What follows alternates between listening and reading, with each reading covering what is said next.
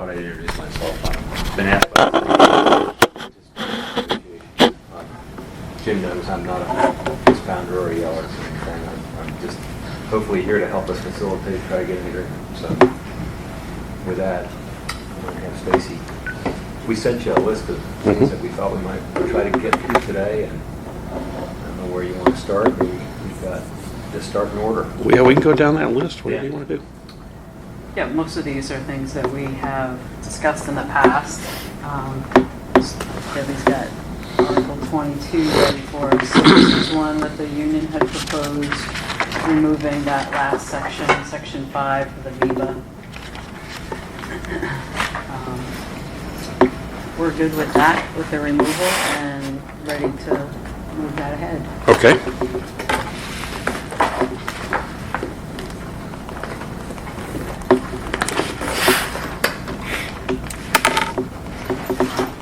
You want me to physically TA these and exchange them? How you just want to mark it up there? How do you want to do it?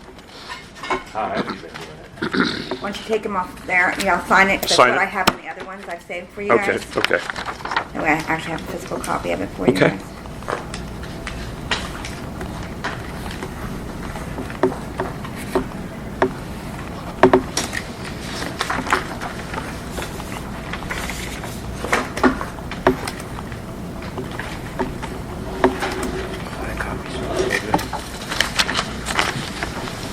It's been giving me heartburn. Stop doing it.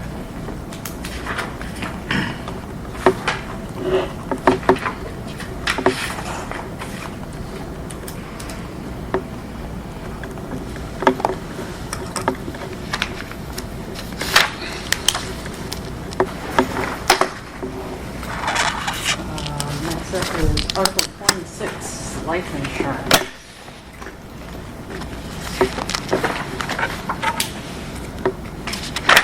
The union had no changes. Yes, this is a status quo. Yeah. Obviously, the only thing that I have here are what we had talked about before, where the employer becomes city, the employee becomes member. It's the terminology. Other than that, no changes. Well, do we want to TA this one and just write those things in, or do you want to give a revised one with those corrections in it? How you want to do it? Simple as- Write them in if you want. Yeah, just take them off right away. As long as somebody's got good penmanship. All right, so you want it to say city and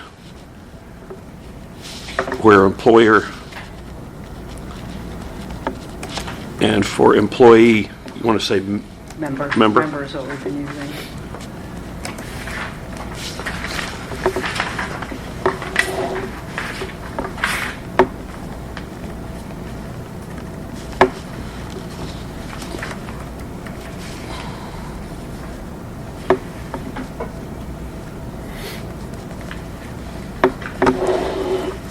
this is going to be a little messy.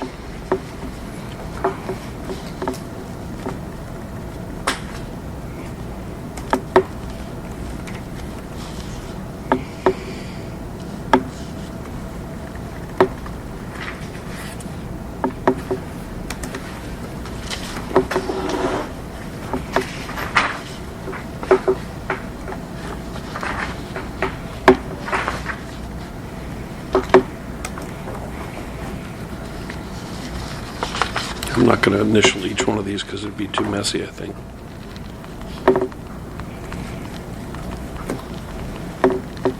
Take a look at that and see if that gets it done.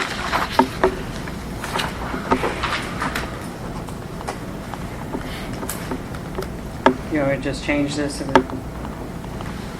there's just one more employers. Oh, okay. Yeah, I didn't know if you want it because that was referring generally to employers.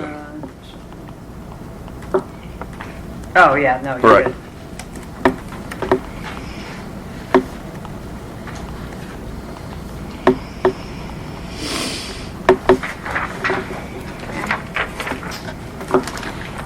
Next up is Article 51, which is the duration of the contract.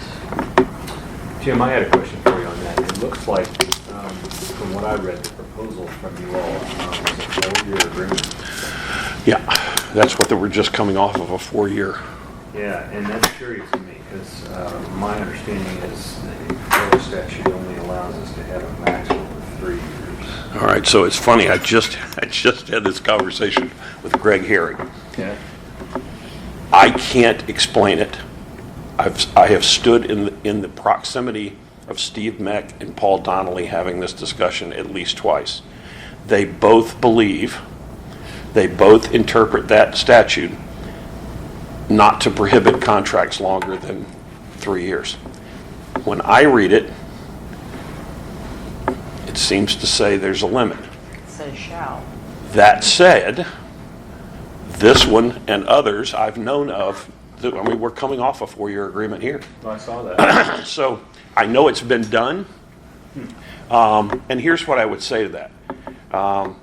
First, it's been a while since and Steve and Paul were of the same mind about that. I heard the conversation at least twice. I just can't remember the legal hoops they jumped through to get there. Was this when Steve was general counsel at Perk? And Paul was having a conversation about it? And they both agreed that it doesn't prohibit you having a contract longer. So I just said that to Greg Herring. Greg said he was going to track Steve Meck down and hold him down and make him explain it to him. And next time I'm around Paul, I didn't see Paul yesterday. I was in Gainesville. It's on I need him to explain it to me one more time, and I'm probably going to have to take notes because it does come up from time to time, and I can never remember the legal logic that they use. That said, there's 2 ways to skin that cat. We can do a 1 and a 3 to get around it, and I've done that several. I just did it in Sarasota County, and so we ratify a 1 and a 3 at the same time. 6 one, half dozen the other. Or if we can find that there is no true prohibition, then we would propose to do another 4. Or unless the city is just not wanting that length of. Then, I'd be in favor of a 20-year agreement. Right. But Right. I've always interpreted it to mean that 3 is 3 and it says shall, and I've never negotiated a contract beyond 3 years. Yeah, For I've not done a lot of them, but I have done creatively over the years where there was a desire for longer. I have done 1 and 3s. I've done 3 and 3s with limited reopeners on the back half, so that you basically took the core of the agreement and locked it in for 6 years with limited reopeners in like what would be year 5 and 6 or something. But you just have to ratify them separately, and you've got to trust. This is an issue that we don't have to resolve now, because at some juncture we're going to hopefully reach an agreement, and then we can talk about the length of it. In the meantime, if you have some authority, or I will. Steve or Paul or anybody else that says we can go longer than 3, I'd be glad to look at it. Paul's going to have to walk me through it. Yeah, he'd have to walk me through it too, because I don't get it. I believe the last time that I was a spectator for the conversation, there were cocktails involved between the 2 of them. That explains it. There you And go. I really can't remember but there was a path that they both agreed that, yeah. Okay. Well, at this juncture, I've advised the county, from my perspective, that we can't have it longer than 3 years. So, again, if Okay. you can find something that will convince me we can go longer, then I'll look at it. If not, then I haven't thought about the idea of doing And 1. who would we get an opinion from, a written opinion? The Florida Attorney General? Probably. I haven't seen any PERC cases on it. So, Morton, if yeah. Morton we'd have to run it by Morton and ask Morton The to. general counsel. General PERC counsel. is the answer. Okay, yeah, I think a We'd written have to opinion convince us both that we can do would that. give us something to stand on. But for now, we'll just table that and take it up at another time. And in the meantime, Jim, if you come up with something that says otherwise, I'm glad to look at it. Okay. Okay.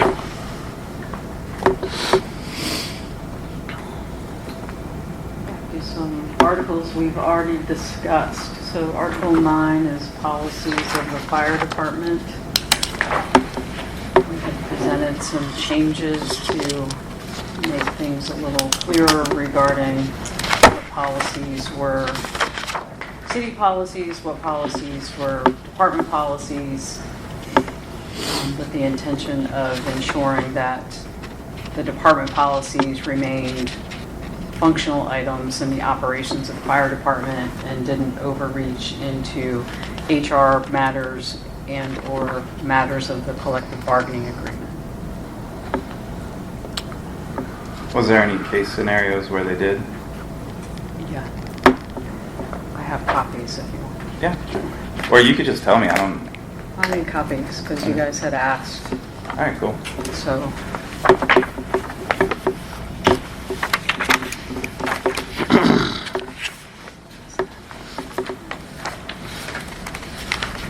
And I think what we had said before, our concern was that we don't want, I know that here, over time, there are what would normally be mandatory subjects of bargaining contained in policy.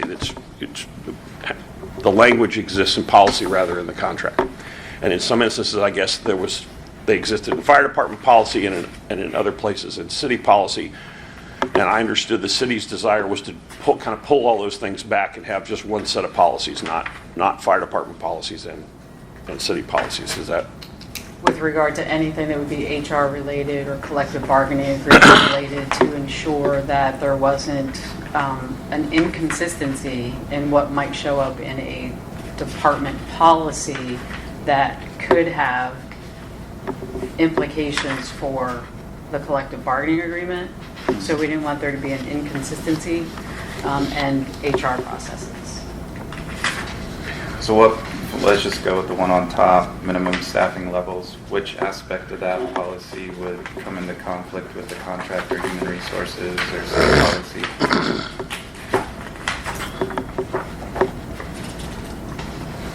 Or you'd have to do a side-by-side comparison of all of these. You can certainly take the time to do that if you'd like. I mean, if this is the evidence for what you're suggesting, I just didn't know what part of it was the issue. So obviously there are some things in here that are clarifying what is in the collective bargaining agreement, and there are some things that are not consistent with the collective bargaining agreement. So the whole intent of changing Article 9 was to ensure that there were protections for the city and making sure that there were no inconsistencies, as well as the union. Okay. It just seems to me that what we want to try to avoid is having a collective bargaining agreement that covers particular topics and then have a policy that covers those same topics and run the risk that there's inconsistencies. That's kind of what we talked about. Trying to avoid. And I'm fine with that because I think it avoids, disagreements and misunderstandings later. That said, my concern is that we don't want a joint policy committee rather than the union being the one to, if a policy amendment is going to come out and it deals with a mandatory subject of bargaining. And I agree with that. If I want the policy union. committee is dealing with those, they shouldn't be. Right. But if a policy committee is dealing with non-mandatory subjects. Right, or operational stuff. Operational Right. stuff, sure. Right. So, I don't know. I think we're on the same page with this, to be honest with you. I just don't know. And I kind of see it through a different lens of, for example, staffing. You have the two people working out a rank on the same truck issue. Well, is that really worth going into in the collective bargaining agreement? No, it's a safety issue, and it can be refined down in the policy of staffing, how to staff a truck appropriately, with what skill level. Because why did we have that rule? Because we had multiple people working out a rank on a truck and guys got burned. Not necessarily saying that's the origin of them getting burned, but it's a risk prevention issue. So for me, I see the policy writing as an extension of the contract to refine it more, and it gives us flexibility while keeping in mind what you're saying is to avoid inconsistencies. And I think we all have the ability and qualifications to write a policy that doesn't come into conflict with the collective bargaining agreement. Well, the example you just gave, the staffing of a vehicle. That's basically something, it's not a mandatory subject to bargaining. There are provisions in the contract that deal with staffing. The example that you just gave, I don't think is addressed in the collective bargaining agreement. So that is something that you could write a policy about. Right. That would supplement what's in the collective bargaining agreement, as long as it's not inconsistent. But there's a lot of gray areas. I feel like we're saying the same thing. I think we are. Differently. Well, I think we are. So, I guess the question is, so we've given you some examples of policies that are out there, and unless you do a side-by-side comparison, What do we side by side and buy? That's what I'm mind. well, a side-by-side would be what's in the policy as compared to what's in the collective bargaining agreement, because these policies deal with articles that are in. Well, that's what I was kind of getting at off the jump, is like what, if these are the examples, what parts of the examples are the issue that are driving the request for a change? Well, again, we haven't done a side-by-side examination of policies. We've just provided examples of policies that are related to or cover the same topics as what are in the collective bargaining. All right, I guess so. I mean, if you want to look at the light duty one, Okay. that one, so Article 28 of the collective bargaining agreement, and there are some things that are touched on in the policy that are not in the collective bargaining agreement.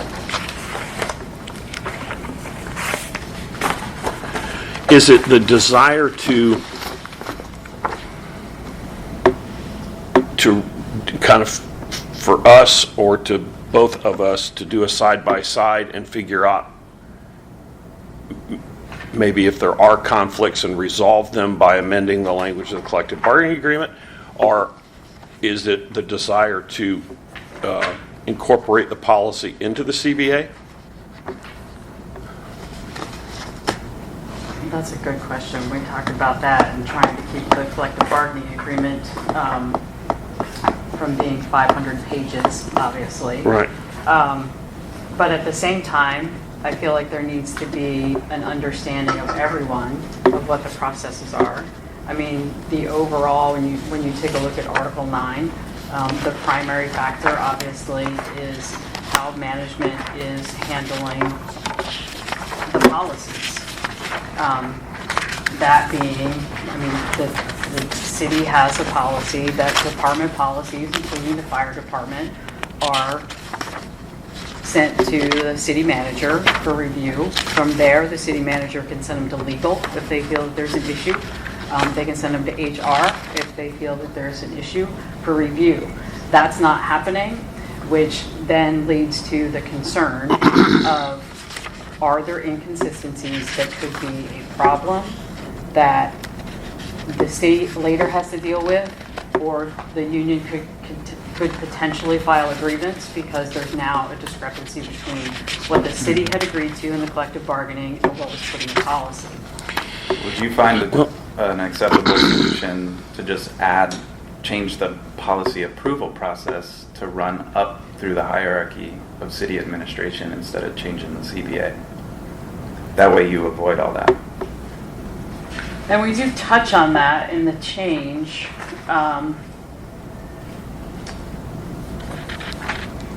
We had given, on February 7th, after we had the initial discussion on this, we provided some language to try to at least clarify the process under which policies would be reviewed and by whom, which ones would go to the joint policy committee and which ones would not.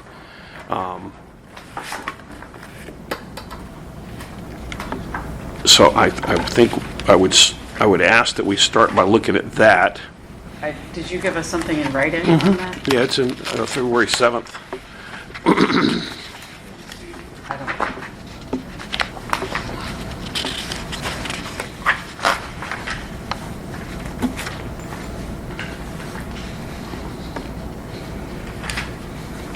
Here, I can hand you my copy.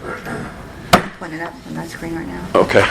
This is what Yeah. they proposed. Yeah, there it is. The 7th.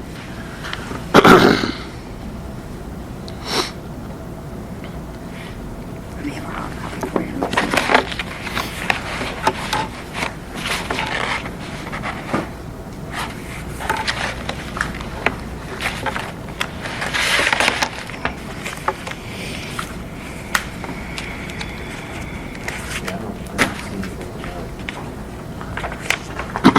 that it up there? Yeah, Yes. yeah.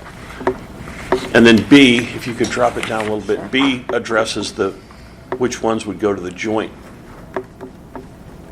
policy committee. There you go. Electronically.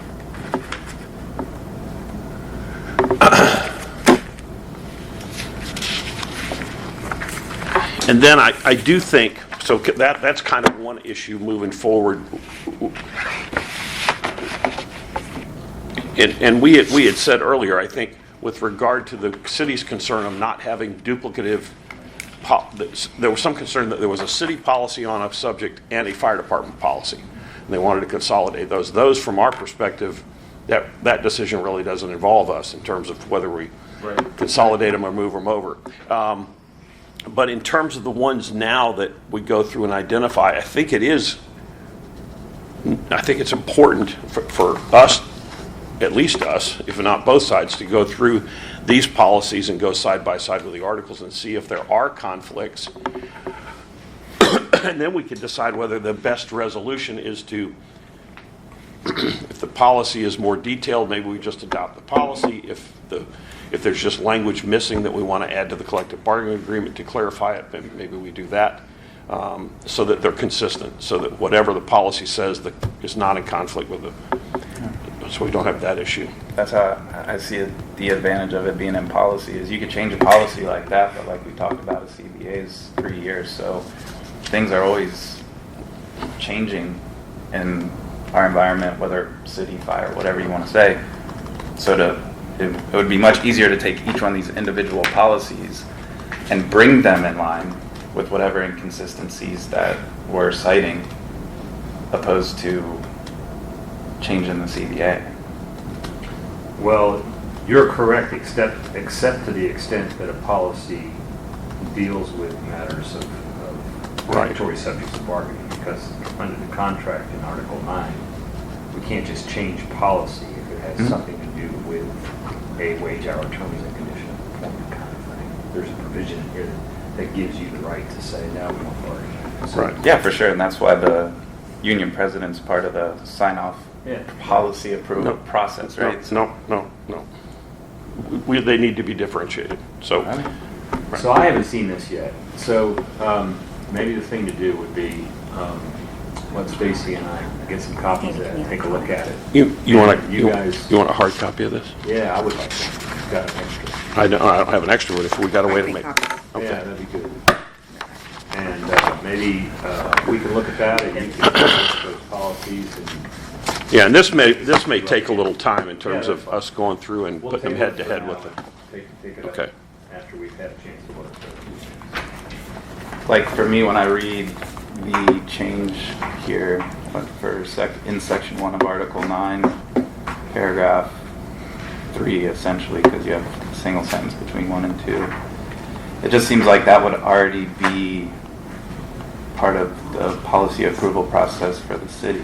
Like the fire department will notify the city of all additions, amendments, clarifications, and modifications. Like the department is the city. So I don't understand why that's in the I'm sorry, I missed which section you're in there.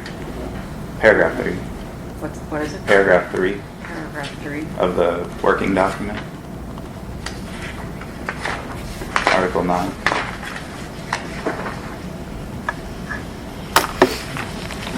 In section 1? Mm-hmm. Section 9, paragraph 3.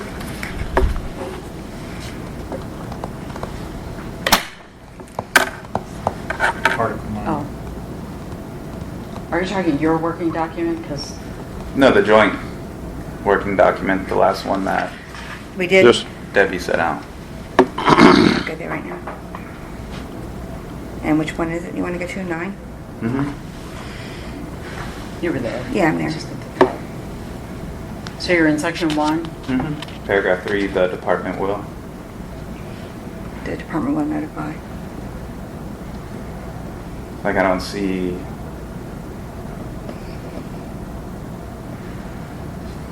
Okay. Like for me, if I'm running a company and I have a division in my company, I say, hey, run it, or part of the process for you running it is to run it up through me. Like, I don't understand why that's in the CBA. Well, this goes back to making sure that policies that may be added, amended, clarified, modified, whatever the case may be, are not inconsistent with the collective bargaining agreement or with other policies that apply to the fire department, likely HR policies. I mean, this is standard procedure for all of the departments. That's what I'm within the saying. city. I just don't understand why it has to be in the CBA. It's standard procedure. Okay. But that's fine. Like, it's No, not a big deal. I don't disagree with you on that. It's there, honestly, because it hasn't been happening. So that's part of the making sure that everyone understands, even the policy committee understands that if you're working on something, like, this is one step in the process. Mhm. That's all, really. Okay. All right, why don't we take a look at what you proposed? You take a look at these policies. Yeah. Circle back on that. Thank you. Originals on the bottom. I don't think we're that far apart. No, And it really is a matter of just trying to make sure that the city has what it needs and the union has the protections that it needs for wages, hours, terms and conditions, all of the things that the city is saying. Here's the collective bargaining agreement. We agree to all of these things. And we don't want someone else inserting something that may impact either one of us that are parties to that agreement. Because then we have to deal with it in the future. Would you acknowledge that, like, inconsistencies are part of doing business with the fire department, though, because we're just a different group of employees like law enforcement with high-risk issues and nuances to a 24/48 schedule and things like that? I'm not sure I I'm not- understand your yeah, question. I'm not sure. We don't want. Like, we can't bring everything in line because we're just not the same type of employee. Oh, absolutely, you know? absolutely. That's all I'm saying. No, the fire department's going to be different than, Deltona Water. The Right. fire department's going to be different than the planning department. Yeah. All of these different entities they're like, they're their own little animal, and we're all playing in the same zoo. I think that our goal is to do what you said, to make sure that there is a process and that everybody understands it. And so that everybody understands what their roles are and that how their roles play in the whole, policy revision Absolutely. deal. And then separately, I think we may have to kind of address these as we get to those individual articles to look at them and say, in that article, is there something from the policy that needs to be moved into the CBA or vice versa? Or would we be better off just incorporating the SOG or the policy into the Within CBA? the collective bargaining agreement. I have extra copies because I brought for everyone. Yeah, sure, I'll take them.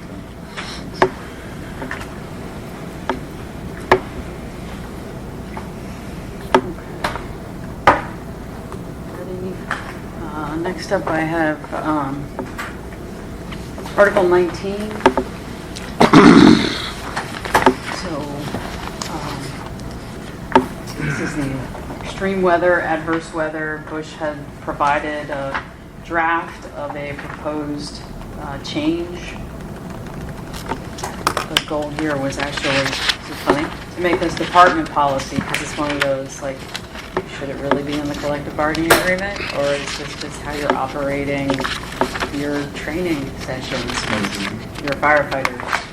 So we wanted to follow up with you to get your input on what he had proposed. Yeah, let me get that real quick.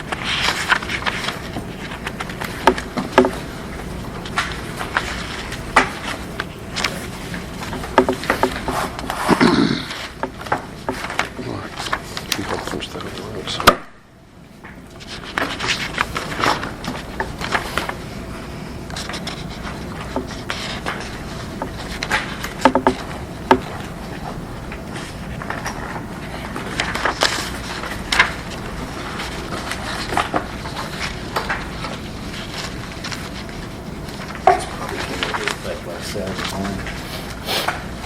You all have any tornadoes and stuff here? Bruce, did you make one? No? I I think think, so, but I can see Wait. later. Give it to me later. I don't have it. I mean, I'll have to wait till it changes, I guess. What night? I don't know what changes are. Saturday night? Saturday morning. I don't know. I'll make a One of little those note nights here, my my Okay. alarm just don't off. I don't have it. Tornado watch. Okay.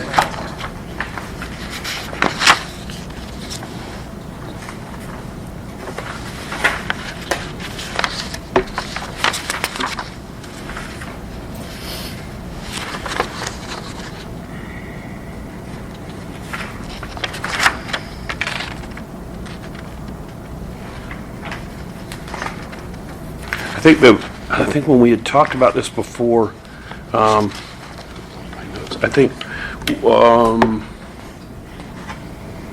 We talked about actually taking this out of the collective bargaining agreement and just having it be a department operational policy. right. What about the language that was in from section 4? That provision's not really referenced. I mean, I'm not 100% sure that it necessarily needs to be, but, Is that the one about the food? yeah. Yeah, that was something that we usually talked about at the last time, incorporated into the city policy. Yeah, maybe if we could take that section 4 and put it into the policy, then I think this article could simply say that extreme weather and rehab will be handled in accordance with policy number. Because if you remember, 2-36. for everybody involved, the discussion about that was because in the old administration, because things are always different for administrations, the old administration, you had to fill out paperwork before you could get any money to go out, so we were spending money out of our own pockets, Right. and which is the reason why this was put into the contract in the first place. So if the new administration is okay with that policy as a city policy for all their workers, then it was going to be incorporated into the city policy, and I believe, man, that you were okay with that the last time we discussed that. You were going to come up with some sort of city language. But that's just my understanding, so. And what we had talked about, I think, were we talking about doing a single article that said the following policies will be followed rather We than had talked about that. the just first do day. like a list of them as an effect on date of ratification to be followed, and just list them on a single article to condense it? I think Would we we said have where to for the, this? Hmm? Would we have to for this one? Um, We had that discussion, it was based more on the items that are, like HR related, so like, civil leave, we talked about that, the drug and alcohol policy. I think because there's a safety element to this, I would want it at least referenced. I don't think we have to. one of the other discussions we had was leave the article and title there, but put underneath it, Right. it will follow City city policy policy 2-36 as an with effect on these, the. and then if there were any anomalies with these conditions. Yeah, right. That's the language that we Right. gave you last time that everybody agreed on when we decided to take out an article and just refer to the policy, city policy, fire department policy, which is what this should do. My only concern about that, Mr. Grady, and I don't know how to address it, but for y'all to figure out, is if we have to go in and change that policy, would that be an MOU? No, because the policy has a work group that's part of the union, and it's not, yeah, it's a policy, you're gonna follow the You just have policy. to follow the Article 9 procedures. Right. To make sure that. And it's a safety issue. I would probably want the union you're have saying to you put review in it and effective decide if date, there's something they want to demand bargaining over, if I it were would to do be whatever changed. decided to table, Right. just bring it up. And that would be, So you would have to change the effective date. and that's right? what Jim said, following policy 123, effective date. But if March we have to 18th. change the policy, does it change the contract, because we have to do an effective date? No, what we would do is, yeah, I mean, if they were going to change it during the term of the agreement, it would go to, in this case, it would go to the union for review, and if the union didn't demand bargaining over it, we could just accept through, that we've accepted the policy changes that were put in. But if there was something that we wanted to demand bargaining over as a safety issue in this case, we could demand bargaining and try to work out the I mean, length. just changing that number to a different effective date in the contract, is that going to change it? No, you can do that by, you could do that by MOU, that you've Okay, agreed to that's accept what the I was change, asking, yeah. is like how- But, how- right, And I think that's what Chief was trying to reference. Yeah, I'm trying to stay away from doing a bunch of MOUs because we specifically tied them to it. Unless we had some sort of agreed upon process in the back of the contract that has like an index of, hey, policy, whatever, adverse weather conditions mutually agreed to on blah, blah, blah date. Otherwise, we're gonna be pulling a bunch of MOUs to attach to this contract. Every time you Whatever update a policy. But you, I mean, that's my concern. I Like I think, said, I'll do it however you guys. I don't, There's a simple solution to that, and Jim's right. If you just have in the contract that you're going to follow a policy as of a certain date, right. and then if you go to change it, you have the process of giving it to the union, and they make the decision as to whether they want to negotiate it or not. If they don't want to negotiate it, then they just send something saying, we're fine with this policy. And you don't have to change it. No, You don't no. have to enter into an MOU. Because if a dispute comes up, the city said, listen, we're abiding by the newer update. It was provided to the union. Here's the union's response saying they didn't want to bargain. They've accepted the I change. hear your concern. Yeah. But I think It if all you- sounds simple now. No, I think if you word it correctly, it'll be. I also want to make sure that everybody's clear, the policy committee isn't a union committee, so if the policy approves something, it's not representing the union approving something. Correct. No, it's a committee that approves something, but that still goes to the union. Right. The union decides whether Right. they want to negotiate it or not. No, it was just clarification, Yeah. making sure we're all. That's my interpretation. Yeah. 90% of the stuff, or more, Jim will probably tell you, it's not stuff that you even want to negotiate. No, It's just, right. it's standard operating procedure and stuff like that, that you don't want to be part of the bargaining process. It'll bog you down. So for me, Mr. Riley, is there anything in this policy that you guys had a heartache with? Could we move that section 4 into the SOG? The old section 4? I want to check with finance. That's up to Stacy. I don't, So, because I don't really understand We used to have the to grief fill- that you were given before. We used to have to fill out a form that says if you want, it had to be pre-scheduled for Oh. anything. So could you guys pre-schedule your structure? Right, right. Especially the lengthy ones. The lengthy ones are the ones that are I've tough. been out on a brush fire for like 12 hours once. right, and to Stacy's point, this needs to roll into a city policy, section 4, because Public Works is in the same boat. Right, that's what I'm saying, that's why that was the If they're on a discussion before. protracted event, if fire or Public Works is Yeah, on you a don't have to protracted be the event, they isolated can't leave people, the 'cause- scene, they need to be Right. taken care of. It's totally agreed Like on. Gatorade, yeah. But, and the city policy needs to reflect that. These Let me forms just and check on stuff that. I need mean, to. that's my only Yeah. thing. If it doesn't have to be there, if it's already covered by purchasing, then what's the point? And then we're not in conflict and everyone's taken care of. Okay, and then we can just reference this policy and just say, either in this article, that we'll follow this policy is in effect on the date, take the language out of the CBA.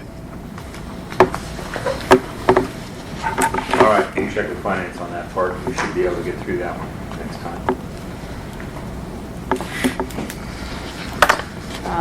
Next up is 24. Fitness and wellness. This was another draft that Bush had provided last time. Which one was that? Article 24. Physical fitness.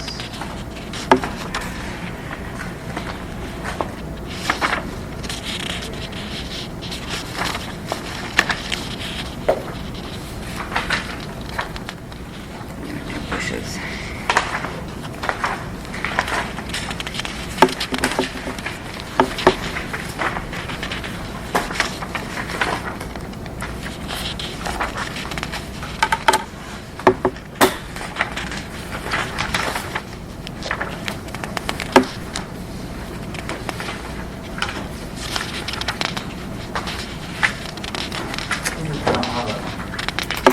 Here, I'll give you a copy.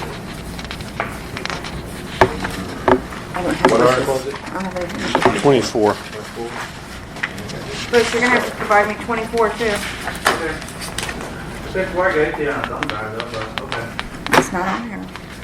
Mine's just got some yellow on it. I'm gonna get those up. Well, thank you.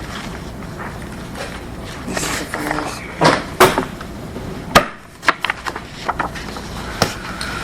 So this was another one, we just need your response, and it was one that was a potential for taking this article out and just having this covered by department policy. In reading it, it seems more like operational things, right down to even the budget is really up to management to determine Yeah, that's fine. What was this? equipment needs.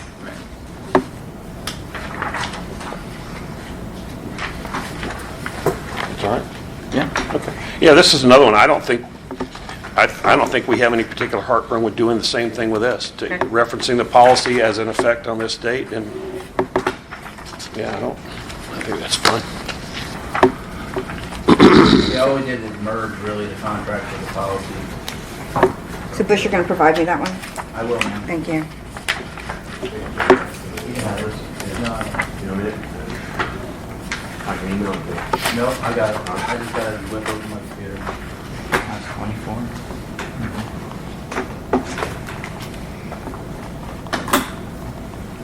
That's this policy, right? 623. Yes, 623.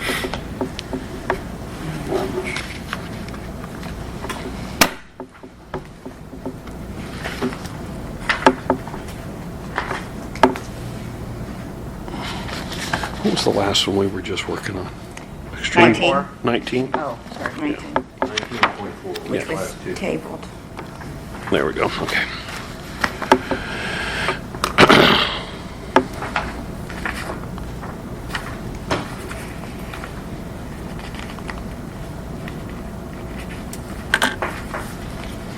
So help me out here, John. These drafted procedures then, Mm-hmm. is it your intention to take them to the policy committee? Which one? What are you talking Like about? the one that we just talked about, so the physical fitness? Would that For- go to the policy committee for review before we say? I think it would be appropriate to let the policy committee review it, but at this point, where it's part of the product of collective bargaining, we could just let the negotiations handle this particular one. Okay. Because it's attached to the CBA. Yeah, and I think that's a good example, and maybe the extreme weather is another example, because it's kind of a safety issue that might have to be worked up, proposed changes done through the policy committee, with the understanding that ultimately the union gets to review and if necessary, demand bargaining over the changes depending on what's going on with it.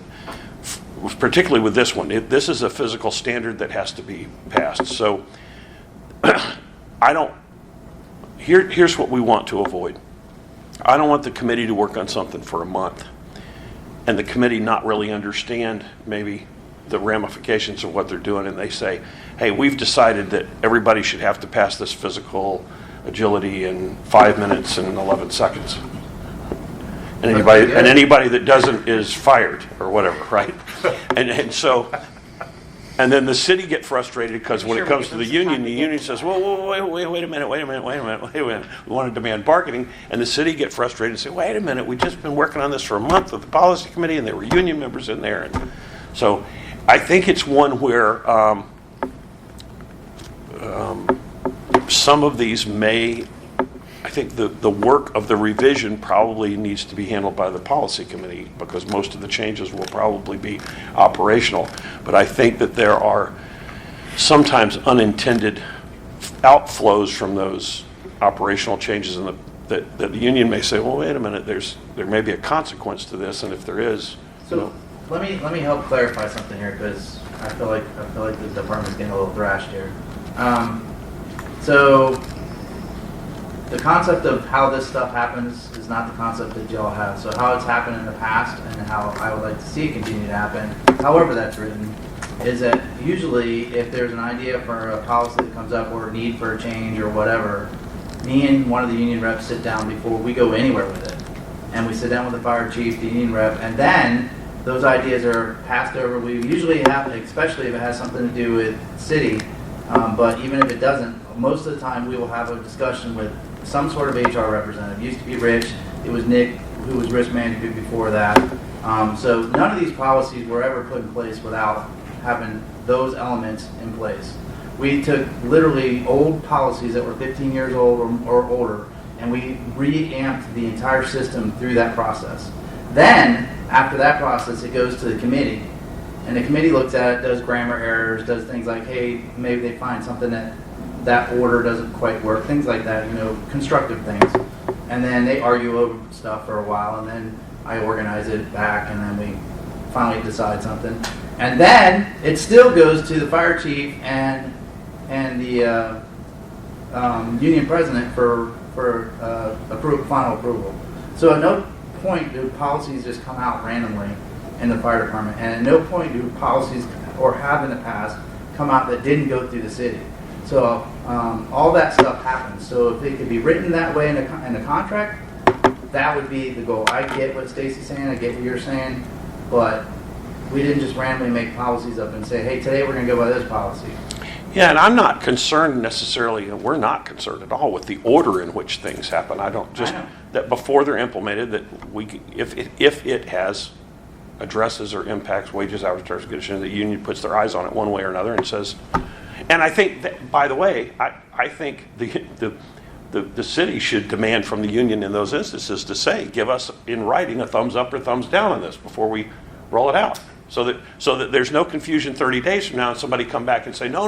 And that's where we lack in our policies. We don't have. And I think that needs to happen so that it is clear and understood that the union. I mean, do y'all think it would have any utility to just like make a little infographic workflow chart of here's how, like, this is how a bill makes it through Congress? Like, because I mean, for me, like, You gotta take the money. You gotta take the money out. you know, Right. hey, look, I wasn't a great student, but I bring you pens if you need them. But Legislation for dummies. you know what I mean? So it seems like that would be helpful. I don't know what y'all An think. algorithm. You've been a paramedic too long. Something. I mean, Yeah, right. it's like, Well, Article it 9 doesn't do this, it doesn't do that, it does, it Yeah, doesn't, Article like, 9. It That, kind of here's does a that. It just line. doesn't If go it's into this, great it goes detail. here. If it's this, it goes Right. here. If it's right. I mean, it's just like the disciplinary Like I matrix, said, it makes I it think very everybody's easy. on the same sheet. Oh, We okay, just right. need to refine how we're going to do it. Right. And I don't necessarily have an issue with what you just said. Me either. If there's And, confusion and how we do it, let's And- put it in writing and say this is the process. and I will tell you, the union doesn't have heartburn about the process. Whatever works best for the city in terms of, as long as somewhere in there, the union's eyes are getting on it. I That's it. will do an infographic and you can Okay. insert it if you want. Hey, I used to watch that Saturday morning show. Yeah. Everything Schoolhouse paramedics are Rock, taught, is that what you mean? everything paramedics are taught by algorithm, and so everything they Not do in their everyone lives. experiences all the No, time to I remember was thinking Schoolhouse about that. Rock. Right. We're close though.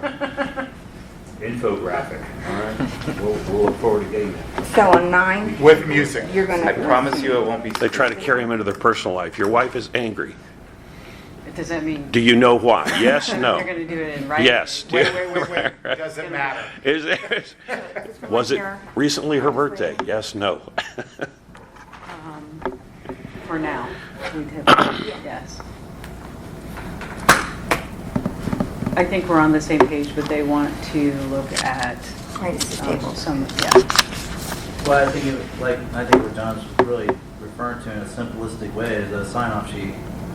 So basically, the fire chief signs off, the HR, or whoever's going to be the city representation, or maybe if it goes all the way to the city manager, all those signatures are on that, and then we keep that in a data file somewhere. I mean, you kind of have that at the top of most of the. I do, but there's no Yeah. signatures on it. Okay. That's where I lack at. Well, just like what you're saying, every other city form has department head approval, supervisor approval. Like, we could just make that part of a policy. Yes. It'd be on the... It would be at the bottom or Or underneath on references, top. wherever you want to put it in the middle, It whatever. would just be whatever list is required. Those people would just sign off on the original copy. We would computer scan it, and it would be saved in a folder, whether that's at HR, ma'am, or the fire department, wherever it would be saved at. So if there was any doubt, you just pull up the folder and go, yep, everybody saw that policy, we missed it, or maybe whatever. We just have to make sure that it goes through the proper channels. Yep. It's the commission that's agreeing to the collective bargaining agreement. And if there's a change that's made to that, we need to make sure it goes to them. Right.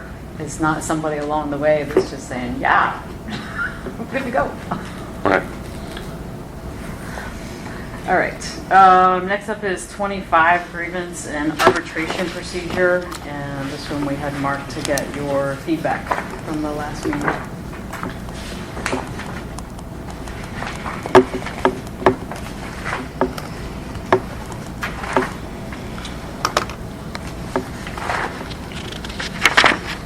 We talked about extending some of the timelines as well because it's not necessarily practical Days fly, don't they? on the web. The days fly. Right. And then especially if it were to come down to an arbitration process, the turnaround time on things aren't I thought we realistic. clarified that.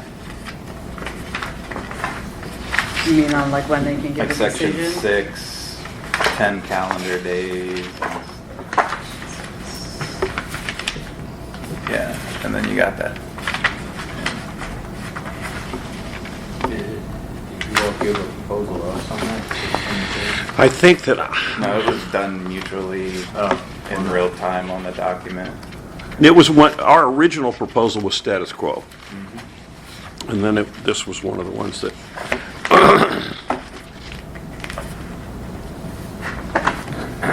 So really, I think the biggest change that we have here is in 4B2 and adding the 30 calendar days. So essentially the gist of what was happening in the original was that the city manager makes a determination whether or not they're actually having a meeting, right?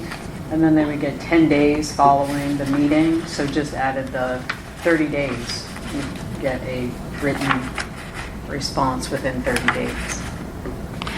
and the only other thing I think, and now that we're discussing, here's one of the things, I think 20, at the steps, I like 20 calendar days. I think that's, and I'm fine generally with slowing these processes down. I think my experience is when you slow these things down, it gives a little more. Resolved? Yes, gives a little more time for them to be resolved and the steps to be functional. The only other thing that I'm here and elsewhere that I'm pushing unions to do, to propose with regard to, once we've gotten a final decision from, we may have already discussed this, and stop me if I've already said this at this table and explained this, but we didn't make a proposal change. Currently, at the last step from the city, the union has 20 days under Section 5 to request arbitration, to send a letter forwarding the grievance to arbitration. I'm encouraging unions to try to negotiate a much larger window for that, and here's why. There are times, particularly sometimes in discipline issues, where through the grievance process, the union's certainly hearing from the grievant, getting that side of the story. But the city may be privy to things that are not brought forward during the grievance procedure that led the city to make the decision, outside statements from witnesses, video from a restaurant or a bar. Sometimes those things are shared during the grievance procedure and put right out on the table and the union's aware of them. Sometimes not. So we get to the end of the process and the union hasn't seen all of that stuff, and so I always encourage at that last step the union send a public records request at the end saying, please provide us copies of all things you relied on or considered in making the decision to terminate or whatever, so that the union then has time to gather that and look at that so that they have and can look at everything the city had before they make a decision of whether this is something they want to send off to arbitration. Now, we could request the arbitration and stop it at any time. I get that. But why start that process if the union's going to look at this and say, no, this was just cause existed here. We didn't see this video. Now that we see this video, or we're seeing these written statements from witnesses, or we're seeing the police report maybe that we didn't see during the union's not going to arbitrate this. The concern I've got with that is, Jim, if you're finished. Yeah. If you've got a termination grievance, the back pays. Oh, yeah. issues go along. So the potential for it. So if you go beyond 20 days, that's more potential liability if there's a reinstatement ordered by an arbitrator. I hear what you're saying, but Now, I just in have some one- cities, as a matter of practice, all that stuff's put on the table and it's not an issue. But there are places where, for whatever reason, that stuff doesn't come out. And when we do the public records request at the end, that's when we suddenly see all of this stuff that the city had that we never knew or heard about that conflicts with maybe the story that we're getting from our agreement. yeah, I get that. What about saying something, and I haven't talked to my team about this, but I just had a circumstance in another city where the union needed additional time because they had some more stuff they needed to get. So we just, wrote each other an email and said, take another 10 days. Oh, okay. So we mutually agreed on something to extend it for their ability to request arbitration. Oh, yeah. What if we said something, leave it at 20 days, but something added, unless it's mutually agreed to by the parties or something like that? I think that's already in here. You can see it in C, 5C is what I It's think. section 4C. Informal resolution of grievances. The parties are free to meet to discuss matters in an attempt to reach an informal. Yeah, that's That's different. that's really Okay, different. Yeah. This would be, and again, I haven't talked to our team about this, but this would be an amendment to section 5C. Yeah. Which would say what it says, and that is the 20 days, but afterwards say that unless mutually agreed to by the parties. Which means in Jim's scenario where the union needs additional time to determine whether they're going to take it to arbitration or not, they need to get into additional information or whatever, then they just ask for additional time. If we agree to it, it's not like we're going to disagree to it. Just give us some reason to do it. I'm just concerned, Jim, about Yep. I understand. limiting time and having, you and I just had that arbitrator that said, yeah, we'll hear a case, but Yeah. how about August? Right. That's what he just said not long ago. So that's my concern. So I prefer to leave it at 20 days, but add that language. Okay, I'm fine with that, and I don't. I am considering, do we do a date certain so that it doesn't drag out forever? Well, it says 20 days, so But the extension. the extension. Yeah, well, the extension, if the union asked you for 20 days, you'd say, no, how about 10? And you agree on 10 or something. It would be a mutual. It would still be date certain. It would be whatever. Yeah, whatever date certain it is. If you're good with that, we are too. Yes. Okay. And I don't see any. Right there is good. You see any issues with the other changes they proposed? Where am I? Last, C. everybody agree with that? Oh, I will find C. Last sentence. Unless mutually agreed upon. Unless an extension is mutually agreed. Unless, yeah, it would just say unless mutually agreed to by the parties. That's You what could she ex- has. Huh? She's an awesome parent. That's what I have. She's unbelievable. So that's, everyone's that, right? She's And already Jim, in sync. I had a question on section 6 where we changed, proposed to change that the city would ask FMCS for the panel, not the union. My experience is the union usually does and asks for something, in the southeast region or whatever. Do you? I don't care who. You care? I don't care who requests it. Somebody should request it. Somebody should request it. It seems like Union is usually the one forwarding to Yeah. arbitration. Usually it does. Here's the other thing I would. I mean, we didn't propose. We said status quo, but another thing I'm looking at here that the coin toss to determine the strike thing is the most ridiculous. And what I've proposed in several places is Well, the problem is you're by phone. you're by phone. No, you're by phone, and you got So- Jim and I would have no problem because I'd say I got a coin and I flip it, and I said it's heads, and he'd believe me. Right. But there's some lawyers that wouldn't happen. I've suggested that the strike first be accompany the party that has the burden. So in disciplinary cases, the city would strike first, and in contract interpretation, the union would strike first. Think about that. So You're disadvantaged. The person strikes first is disadvantaged somewhat. So that Yeah. I've written that the how about alternating? yeah, I don't. I've done that before too, where you alternate coin flip. So the first arbitration that you have, pick it, and then the second one, the other side will do it. Yeah, I'm fine either way. The coin toss just thing particularly anymore. It's just kind of silly. Scissors, paper? Yeah, 2 out of 3. Video conference. There's, Yeah, you can see video it. conference where you actually see it. Yeah. And you include dynamite. Yeah, please. So what do you want to change about the coin toss? You want to take it out? I'm not sure I like the idea of the burden of proof one. Were you okay with the alternative? Yeah, we can just say, the parties will alternate Who starts? who. Coin flip. We'll alternate taking the first strike. Well, who starts? I don't know. I don't Depends care. on the. I don't care. So, right, the first arbitration of the contract would be the union, and then it'd Okay. be the second, almost be like a Yeah. That was- inbounds from the Yeah. basketball. I don't, listen, it's not, Whoever at the the end arrow of is the day, pointing it's, to. but Yeah, at the end of the day, it's not a it's huge not, deal. it's not a huge The deal. outcomes that we get. All right, We'll well, just agree to never go there, and then it's a non-issue. Well, there you go. So the instead of the city above, should be the union, What are you talking about? where it says they, and it was inserted. the Yeah, city. it should say the union Union. instead of the city. You didn't show me because I'm not seeing it. Oh, this? Yeah. With the union? Yes. Yep. yeah, and then something about the party shall alternate striking first. First, the parties will alternate striking first from the down below. Well, instead of taking, say the parties will alternate striking first from the list.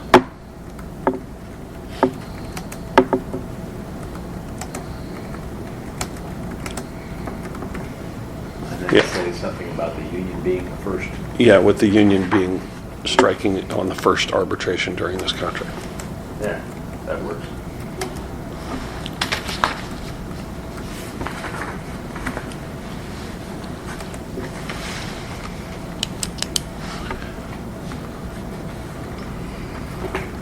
See if you can make the changes that come along on this. So if you agree on everything, you print it out, DA? Yeah, and then she I sends do, it. and I send it out. Oh, She good. sends it out I later. send it out. Okay.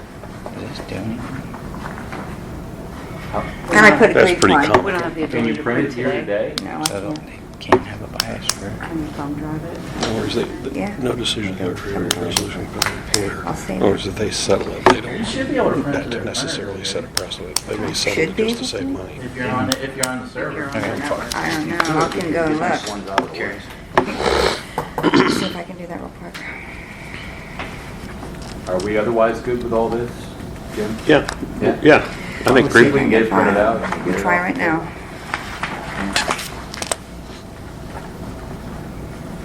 It looks like you're not on the server. Is that World Plus or negative? Negative. Yeah, it's really No, I'll While have you're to printing save that it. one out, Can we take a quick potty break? Yeah. Okay, we're all taking a break? Off the record.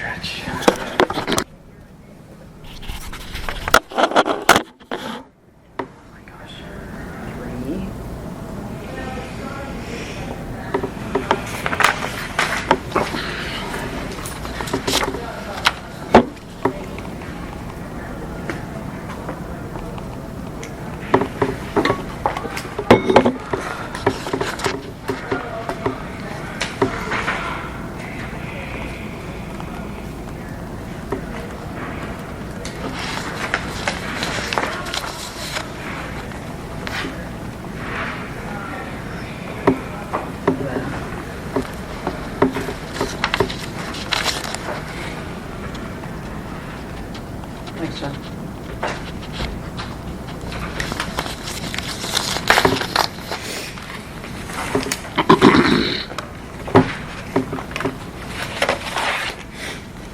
Are you ready? All right. Next up is Article 7, Management Rights.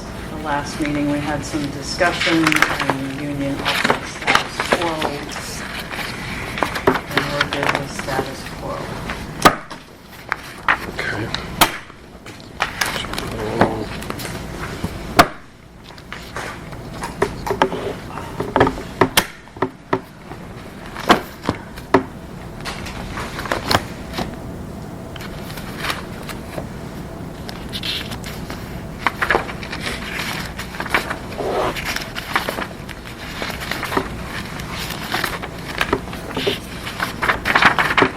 go with status quo?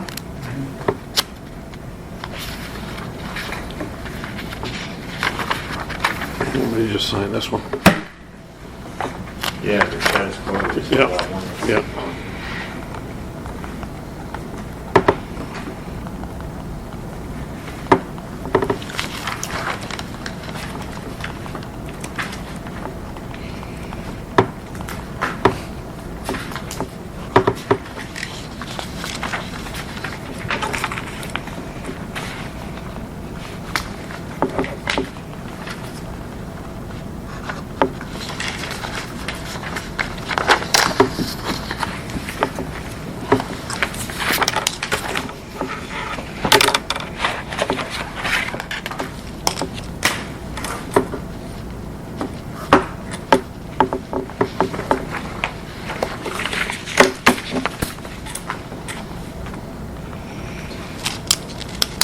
Article 30, uniforms, protective clothing, and equipment.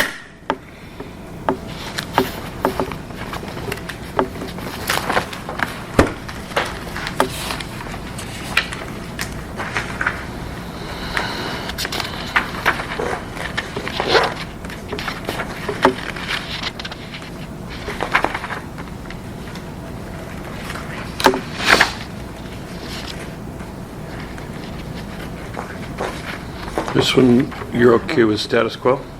I don't have a marked up version for some reason, but we added It was only the the first sentence. inserts.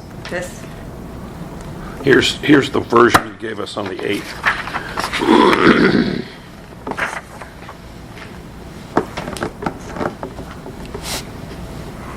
So section 1, we added uniforms, comma, protective clothing and equipment. Okay. You have it. Dude, you want it? No, it's okay.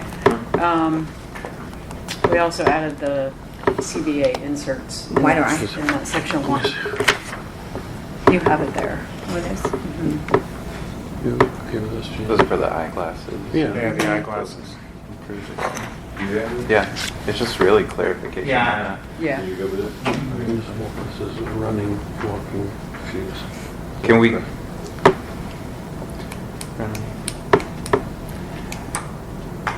The CrossFit shoe issue, is that like a big hang up?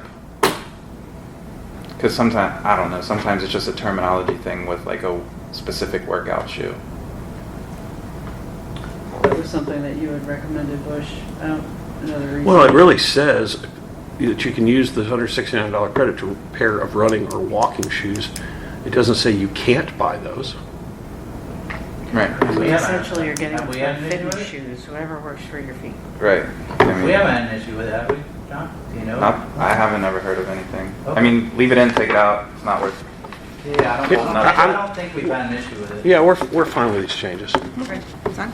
Yeah, you use 169 for whatever you want. Yeah.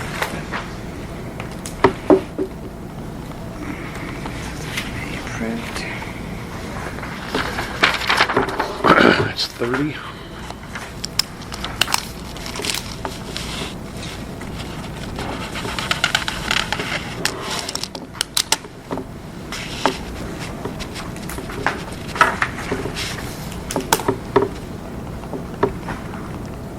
Article 36.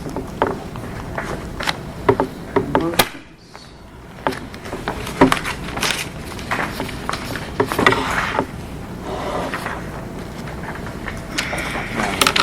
I think this is one that you had done, Bush, for the last meeting.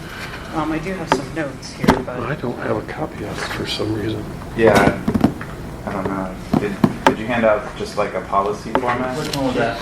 I'm sorry. Promotion. promotions and assessments? For somehow I don't even have our proposal. 36. It's on the board now. I've got it marked as status quo. It's one of our status quo articles. It's on the board now.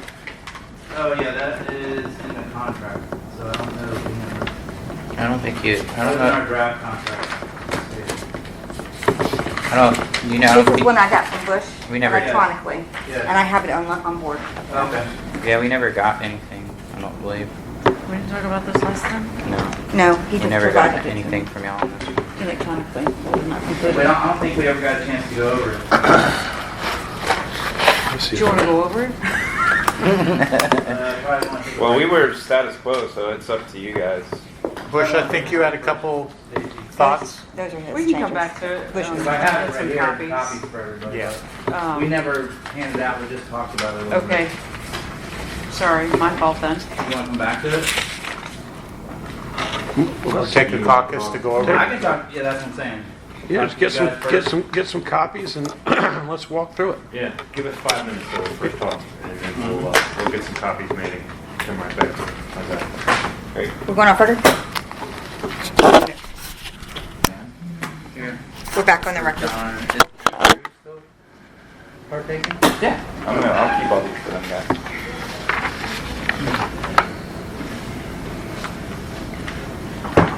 That's on? Yes, ma'am. So, my apologies, I had some notes on this, and I thought that was from a conversation with you all, but that was just a conversation, Bush brought this to our last session, and internally we had some conversations. This is a draft. There are some things that we are still working through. The biggest one still working through would be page 2C, and how that all works out. We were just having some discussion, but thought it would be a good use of our time to work through this so that we can come to some agreement in the near future. And Bush is just going to walk. As part of our original proposal, did you incorporate that Yes, into this? yes, Yeah. we talked about, you Yeah. had in the evaluations, evaluation? make that part Yeah. of promotions, Yeah. and that's That's one of our, page 2. that's one of our catches that we gotta talk to you guys about. Sure. Okay. So, under section, I'll just go down the line if you guys are good with it. Section 1, no changes. Section 2, basically most of it is changing department and members language. And then we also added calendar days in there to make sure we clarified that. Under section 3, again, a lot of members and all that language changed. We also changed anything that says months, and if we missed anything, please let us know. Anything that says months, we wanted to change to days, so it's very clear that it's a day. So like February is 28 months, another month has 31, so which is it? So we changed it to days. And then we also added the language day of exam does not count. So in other words, they can't count that as a day.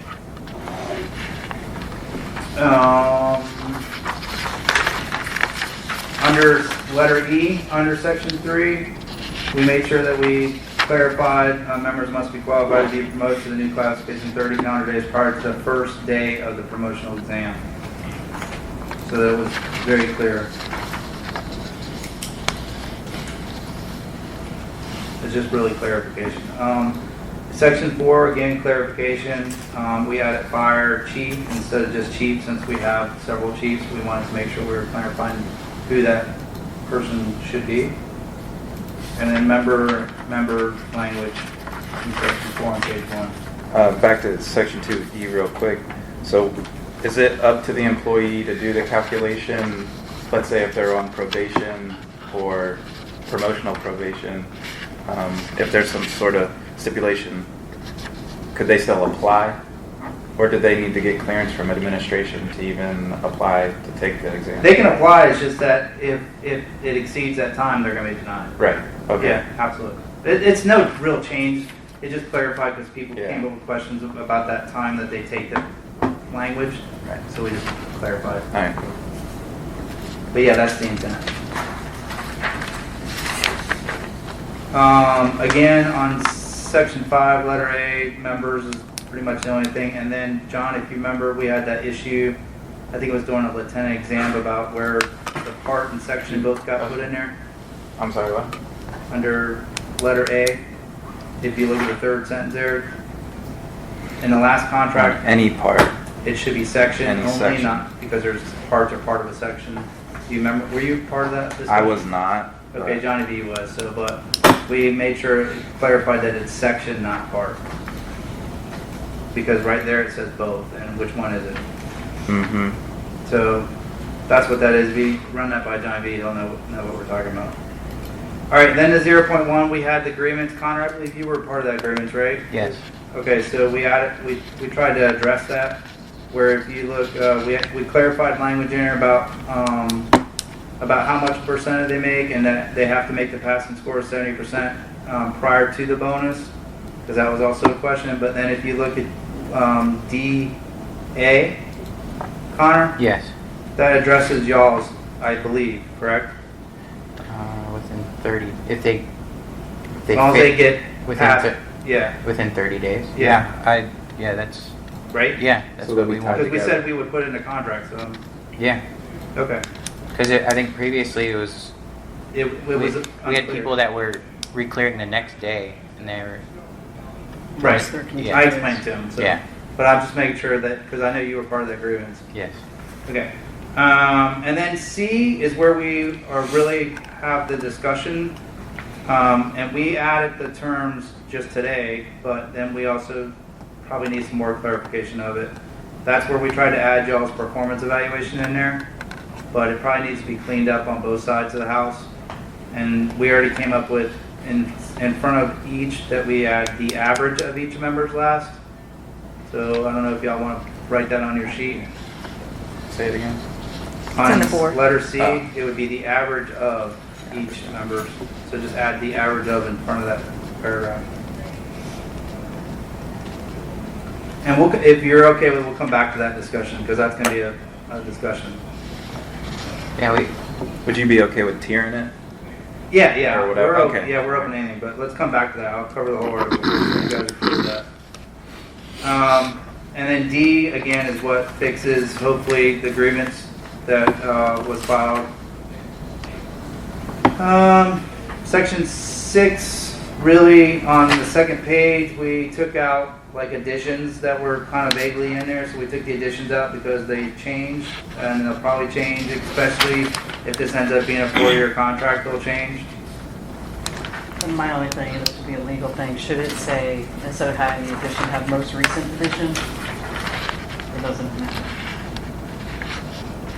Right now, it says third edition, and that's no longer in existence, right? So I don't think it's a bad idea to say most recent.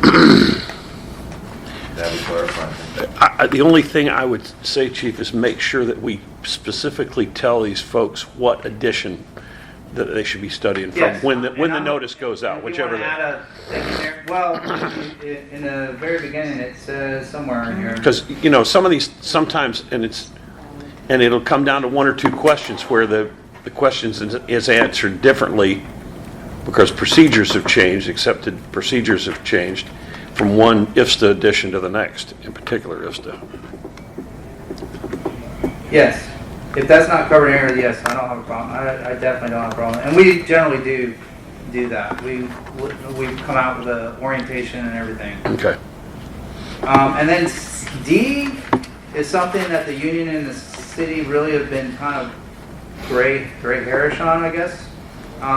So we just took it out because really some of our parts are graded differently than other parts, such as the tool section is less of a score than the pumping section or pumping part and the aerial part. So we just took it out to make sure that we were all good. Even though the scoring's been approved by the union beforehand, it doesn't need to be in there. It makes confusion. So your section score is your section score is your section score. Right. Because right now the sections are 60-40 split, but the parts within the sections, according to this, should be equal.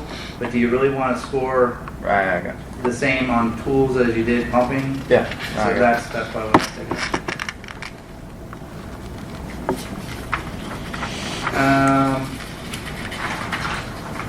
Section 7 again, members, and then we've added the 180 calendar days instead of months. And then number 1 on the 4th page, refer to the temporary long-term assignment within the working out of rank article, because that's where it's currently at. That's something that we would have to keep an eye on, Debbie, because if we change that article, that would change this too. Okay. Because currently the working out of rank has the long-term assignment in it, in the current contract. If that makes sense. All right, section 9 will deal with section 10 really. So in section 10, we're changing eligibility requirements simply to keep up with what we're currently doing with working out a rank and new hires. So we're requiring new hires to get their paramedics within 4 years. So in order to test as a engineer, you're going to have to become a lead paramedic within 3 years of promotion. We didn't want to just say for the eligibility, we want to give them the lead time, but if they want to be a rank of an engineer, they also need to be promoted, or not promoted, but given the rank or the incentive of paramedic within 3 years. By lead paramedic, you mean Clear paramedic. Deltona medic, yeah. Okay. And then aerial operations is added in there. Right now, we currently require working out a rank to get the aerial operations, so it's only just that people who are engineers should also hold that. That's where the grandfather comes into play. Mhm.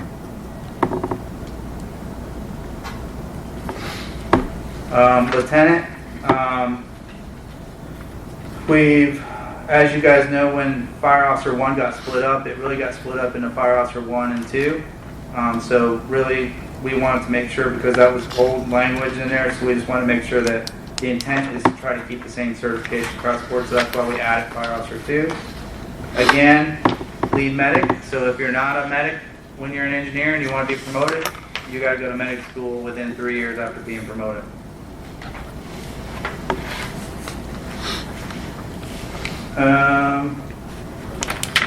Cleaned up language under 9, about the 9, and that's continuous through all the eligibilities. And then to try to help with the issues that we've been having, because we always write MOUs for especially the division chief eligibility. So we talked about maybe minimum bachelor's degree from an accredit within 2 years after being placed on a promotional list. So we have more of a pool, but they still have to get that degree within 2 years after they've been promoted. And then we added Fire Officer 3, since right now, as you guys know, Fire Officer 1 goes from Fire Officer 1 to 4. I believe they're thinking about talking about adding a 5. I don't even know if that's going to be. But so if Fire Officer, if we're going to ask our lieutenants to be FO2, it would only make sense to make our division chiefs be FO3s. I think that's it. Other than that, just grammar stuff and the members. And so I'll let Stacy, you want to talk about that other thing, Stacy? The promotional. The promotional item, so 5C. First, did y'all have any questions about what I gave y'all? No.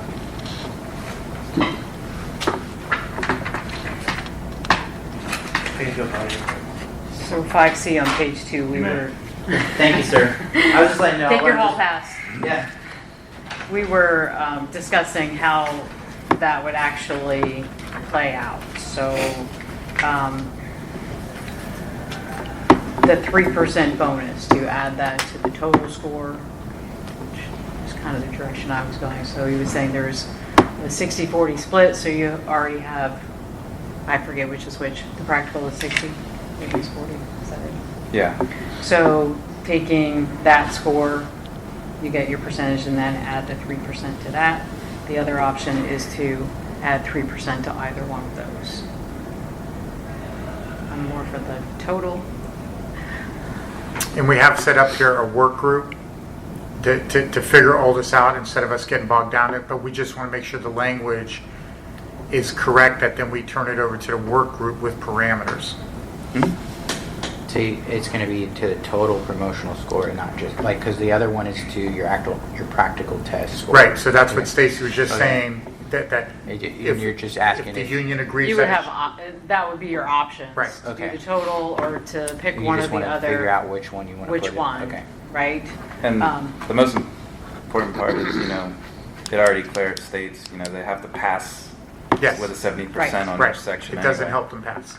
Right. Right. So Right. you got to get there. And then the other item would be, so you're going to essentially award that 3% bonus based on how they score in their performance evaluations.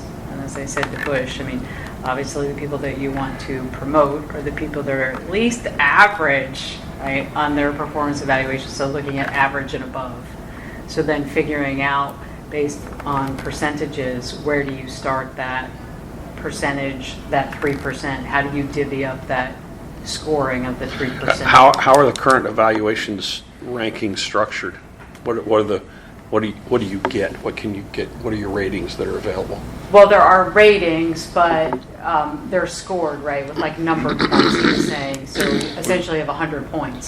So whatever it is you score, it's going to turn in a Satisfactory, percentage. above satisfactory. Okay, but there is a point value. Yes. Yeah. Okay. And I think when you're in a range, it goes like unsatisfactory, average, satisfactory, above satisfactory. And then there's one below. Just one? There's five. There's five. There's 5. There's 5. And the bottom 2 is unsatisfactory, and then I don't know what the bottom one actually is. You may have a needs improvement and unsatisfactory, or something to that effect. Honestly, and I feel bad. Bush can't will be remember off right the back. top of It's my okay. head. He'll be right back. But But you're right. Yeah, There is a. right, exactly. So are Pretty you much. talking about wanting to make like maybe like 1 point for average, and then 2 points for satisfactory, and then So 3 points for... I would leave it up to the work group, but my experience would be I don't want one of my leaders to be satisfactory.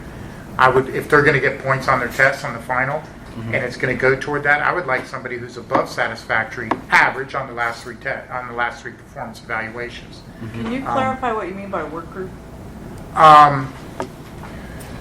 So We had a work group for the MOU outside of this room. I thought I and saw bring here in the that MOU conversations and back into this room. Well, if you I don't know, if you did half a point for there's satisfactory and above satisfactory. So if you did half a point for satisfactory and a full point for above satisfactory, total those up and average them.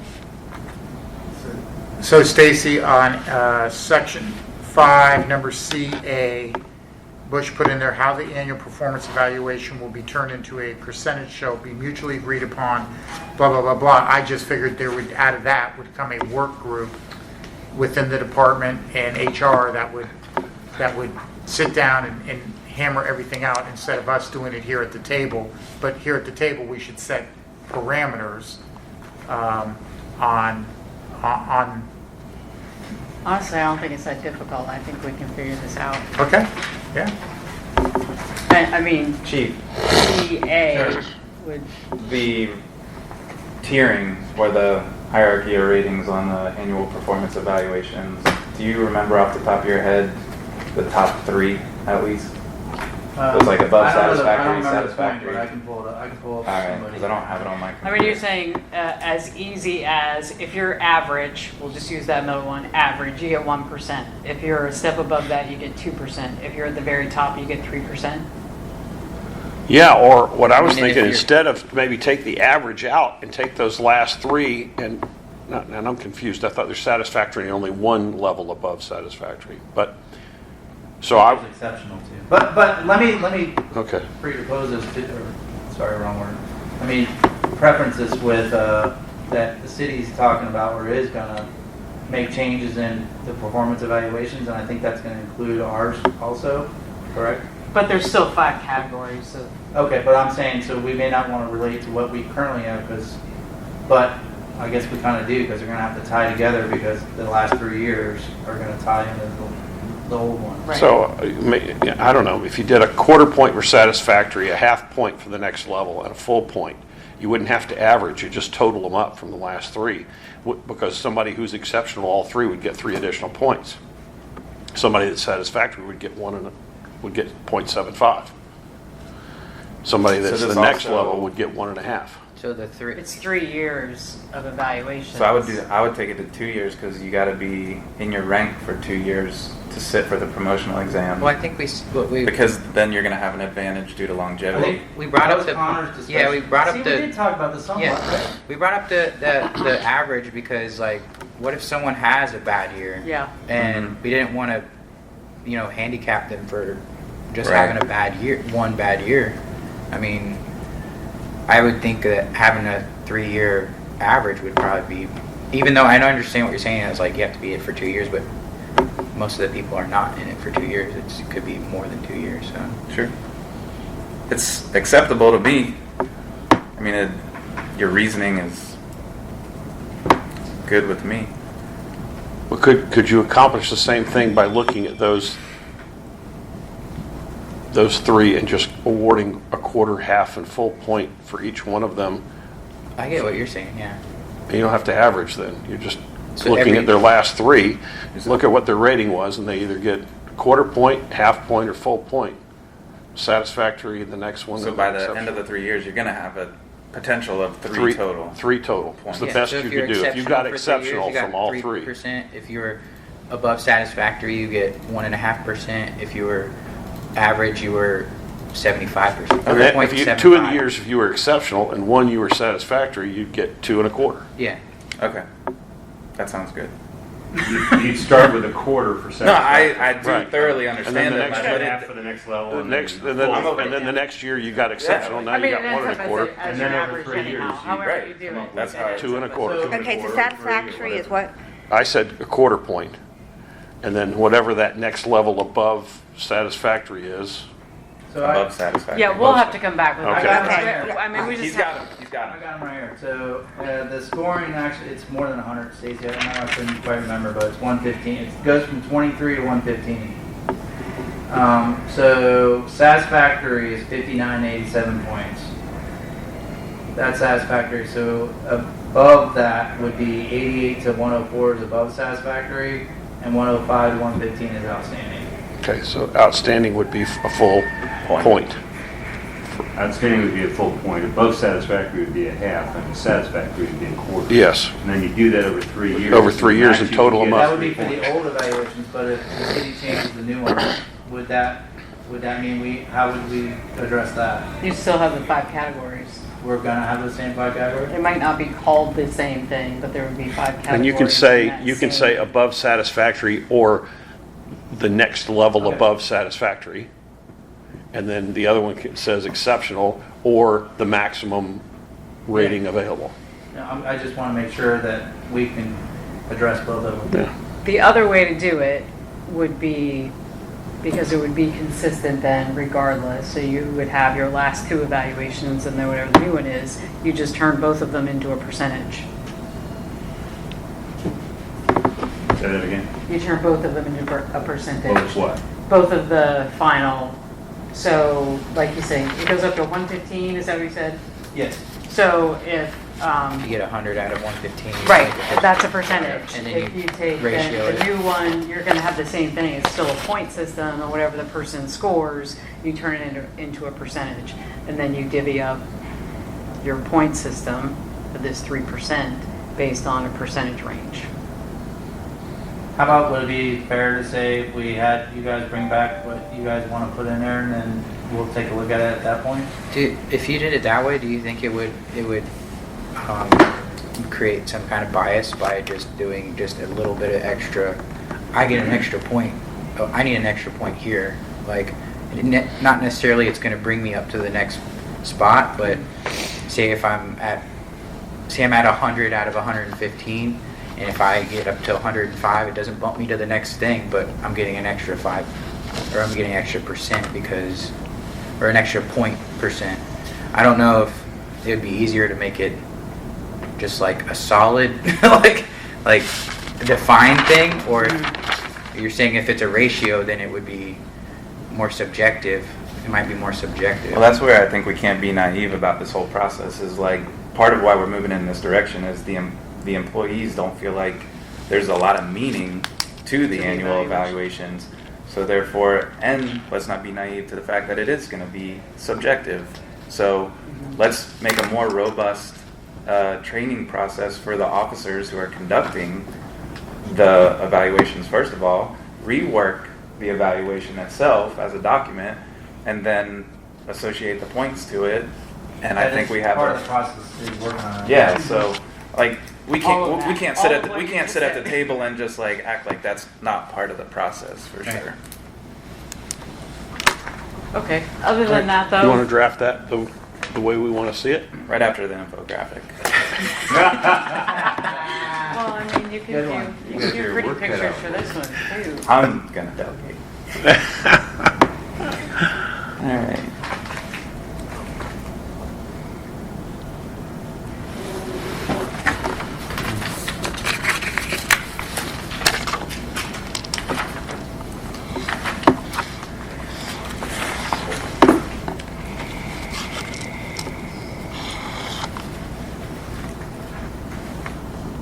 Next up. Section 8, firefighter rights. In my notes, we were waiting for additional language from you guys.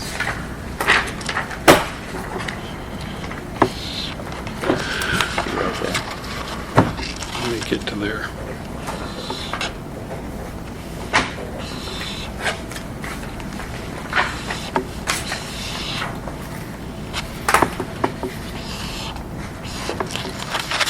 All right, which 8. 8?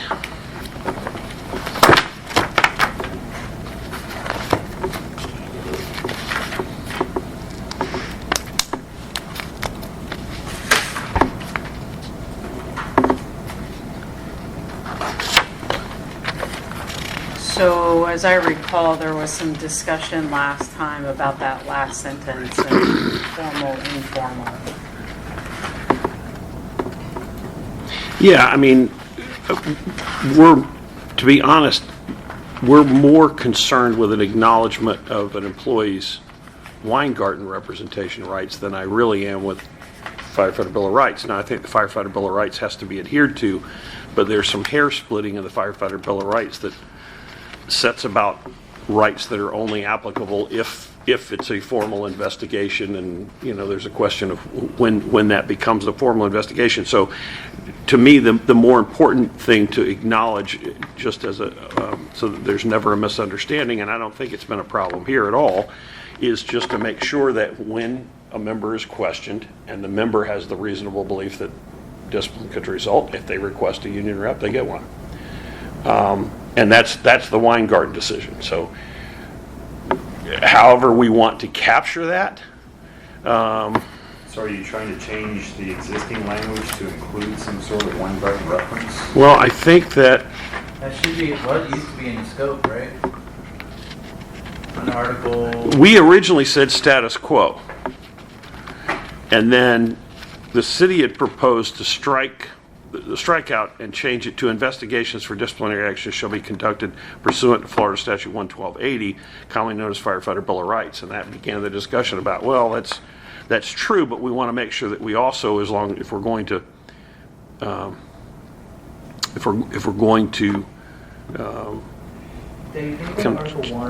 change the language, we want to make sure that we acknowledge. The preamble. I don't remember which one it is, but I mean, the Weingarten rights So, are. right are- Oh, well then I don't care what we do here. I didn't realize that was there. Where is it? It's in the preamble. is it in the Yeah, preamble? yeah. I don't remember exactly where it was at. Yeah, it's already mentioned in the preamble. What is that? 1? 1. The Yeah, I said it was 1. That's right. Check out that. 5th paragraph. It's there. So, I don't know. I guess we're fine with Yeah, then I think, we're fine with whatever changes you want to make. let's just TA that then, because it is already addressed in You Weingarten. want to TA the status quo or the change? The one that you gave us here was, Well, I mean, I don't know which one we're working from, but we can take out the Weingarten, which I think you did after our discussion, and go back to the one you proposed. we put it in with the last discussion. Yeah, but here's the one that you gave. We're fine TA in this one. This is the change that you had given us originally. Because Weingarten's mentioned elsewhere.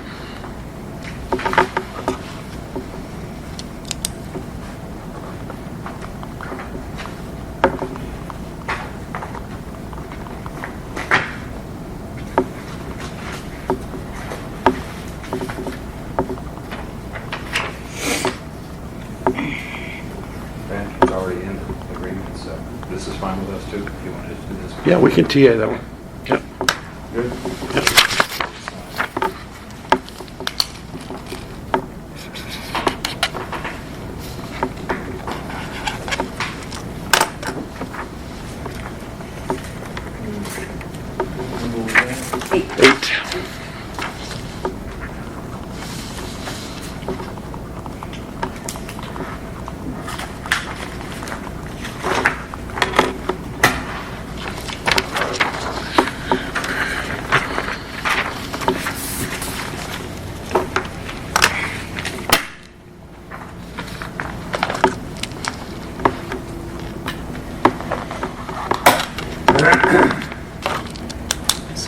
is Article 13. You guys were going to bring back some proposals for, actually, we'd already talked about the operational reserves really doesn't apply anymore.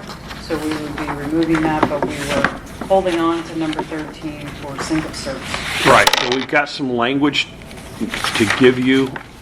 Have you sent this to them yet, or you've not? No, I have not sent that over yet. So it's basically after lunch you'll have it.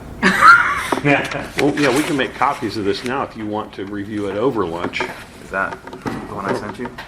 I believe that's the one you sent me. Because I took what the draft that you gave me and just did a little melding. Oh, yeah. Yeah. So, I don't even call mine a draft. Mine was just a line. What are we calling that one? firefighter paramedic trainees. Because in order for them to fit into the pension, that's how it makes that workable. So, do you want me to burn copies? Because I just have one. I'll I go burn- I'll can go email burn. it to you. This is the one you want? Yes. Will you email it to me? Sure. 1, 2, 3.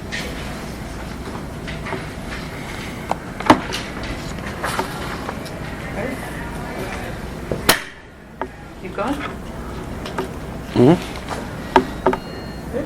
What do you all, I'm a rookie here.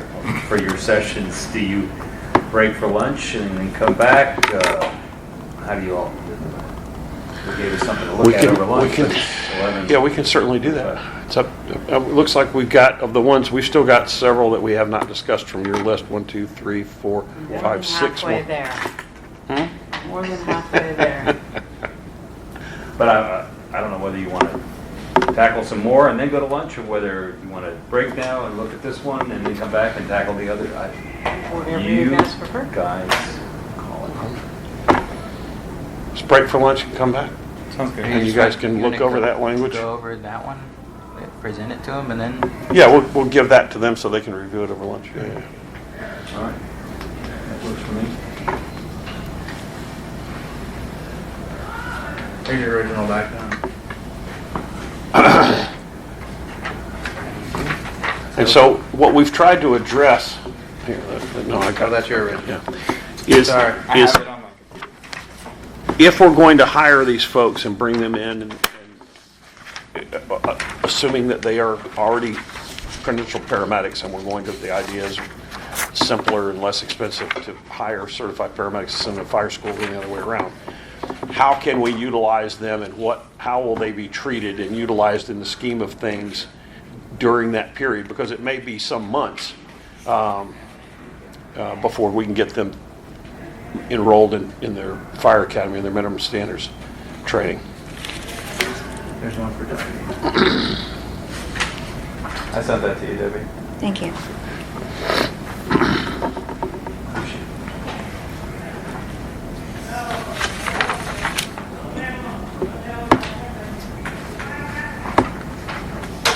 And before we leave today, I'd like to have just kind of an informal discussion too about the action, I guess, that the county or the medical director or somebody took with regard to Volusia County sending basic life support units, Which kind of EMS? Volusia County EMS, sending BLS staffed units to Deltona with the expectation that Deltona staff those for transport to the hospital if it's an ALS call with Deltona equipment, Deltona bargaining unit members, and kind of talk about that. I mean, certainly not all of this is subject to bargaining. It's a management right, and we get all of that.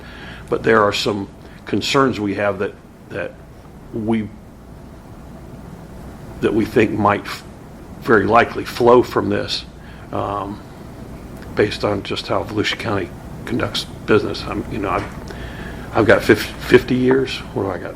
Almost 50 years experience in this county, and Well, when y'all ready, I can give you a whole rundown of the latest of all that, so it's up to you. This is typical, and it is a metamorphosis of what's been going on in this county for 45 years, of the county trying to find a way to provide something for nothing. and if they can transfer the responsibility to somebody else, or have some, not the responsibility, but the funding in particular, and responsibility to somebody else, in this case cities, they're going to take every opportunity to do it. They are holding tight and have held tight since late 1970s, 1980s to the control of the COPCN for transport. That's been a battle that's gone on here. It's gone all the way to the Florida Supreme Court over those decades. And the Volusia County has been adamant about not wanting to give that up. On the other hand, they clearly can't or don't have the desire to create a pay and benefit package that enables them to attract and keep paramedics. So now their solution apparently is, well, we'll just put 2 EMTs on an ambulance, and when we send it into your city, if it's an advanced life support call, well, that's on you, city. You transfer your equipment over to our BLS ambulance and send your paramedic to town to the hospital. And there's just some major concerns that flow from that for us. Have you had a chance? They had a work We session. sent Adam Clatterbuck there. Okay. Yeah. And I didn't get a chance to listen to it yet. I just pulled the PowerPoint down the other day, and I didn't like study anything, but there were a few slides that were talking about adding staff. Is this why they're adding staff? So their plan is, don't quote me on the numbers, but they're hiring 30, but the majority of those are EMTs because they can't hire paramedics. And when they do hire paramedics, they're leaving quickly. Their turnover rate is astronomical. And it has been for years. Yes. So, Why? and to bring you into... Why do you think they can't hire paramedics when we're in a situation where we're hiring paramedics and making them firefighters? Because they don't pay anything. Would you want to sit on a street corner and use Right. the 7-Eleven as your dinner plate? I don't have the question. I'm asking. Like, So they, I'm they, saying- they, That's they, the answer. That's well, the let me explain it though. So years ago, when EVAC took over, when EVAC took over from the old Beacon Ambulance of Volusia County, EVAC went to, which later became Volusia County EMS, moved to a staffing model and a service model where they essentially closed their stations. And they put the ambulances out on street corners with the idea that they'd be closer to your emergency if they were sitting at the 7-Eleven. And so there's no place for these people to relax or clean up or decompress or eat meals other than the front seat of that unit. And so not a desirable work environment. And their pay in Volusia County for 45 or 50 years has been woefully non-competitive. So new medics may go there because they're always hiring, and if you're looking for an immediate job coming out of paramedic school, there's one to grab there while you put your periscope up and go look for a real my job. experience and then move on. Because Yeah, that's why that wasn't an they- attack on you. That was literally the answer. they just burn people out with these 12-hour shifts sitting on street corners and eating every meal out of your lap. It's Have just, they ever asked to like just use our facilities? Well, as- that just came up. Yes, they want to. Okay. They didn't really ask. Wait. So the county doesn't really ask. The county says, "Hey, we're wondering if we could do this." At the same time, they're already doing it. So What, like they're actually stationed at our no, not facilities? stationed, but they come in and they want to come in and use our kitchens, our bathrooms, our showers. And it's a long process. I know in Lake County, in my former position, we made available Yeah, that brings up the some- county could put their transport not only in our station, but we gave them a work area, and we actually, in 2019, before I left, we gave them bunk beds. so they're maintaining the COPCN for ALS transport, but to deliver that service, they are now relying on the paramedic portion of that, including the equipment, coming from Deltona.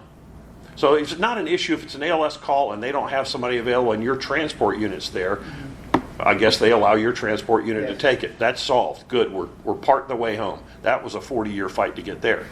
What's happening now is if your transport unit is not available and your engine responds with a paramedic on it to stabilize, and you're waiting on Volusia County to send their ambulance, when the ambulance arrives, they say, oops, we just sent you 2 EMTs and we don't have any ALS equipment. So Oh, it's getting worse. so now your medic has to take the equipment, Deltona's equipment, put it on that rig and take that medic and go to the hospital. two problems with that. Now that engine is understaffed and is not ALS. And it's an ALS vehicle, so that's a problem. Yeah, it and is. secondly, this medic is working with people he likely, because of their turnovers, never seen before. We don't know what their training is or what their knowledge is. There's no equipment in that ambulance for him to use other than whatever he unloads from the engine and puts in the They back. have dual certified all their units. So who And yet- checked that equipment? And But they don't carry ALS. If they're a BLS truck, they don't carry, Mhm. they dual certify them so that they could take our, And- they didn't say this, but so that they could take the municipality's medics, and now it becomes an And the ambulance. paramedic is almost exclusively responsible now for that patient's outcome, good, bad, or indifferent. Those people that he's with on that ambulance don't have any idea what they're doing, aren't properly trained, have no experience, and there's a bad outcome. Not only is there a liability issue to some extent for the city, but more importantly, this come up now is that as soon as there's a protocol violation or a bad outcome or a complaint from a family member because someone died in the back of that ambulance, they get a complaint filed with Department of Health, and now there's an administrative complaint filed against the paramedic's license, and that paramedic has to go out and hire an attorney, and I spend some amount of my time every month representing these folks in defending these complaints and administrative complaints for poor service, and now they're at risk. I just got a settlement agreement sent to me moments ago on an absolutely nonsensical call, and the state's now willing to settle it if this EMT, who wasn't even in charge of the call, is willing to pay about $5,000 in fines and take 3 classes.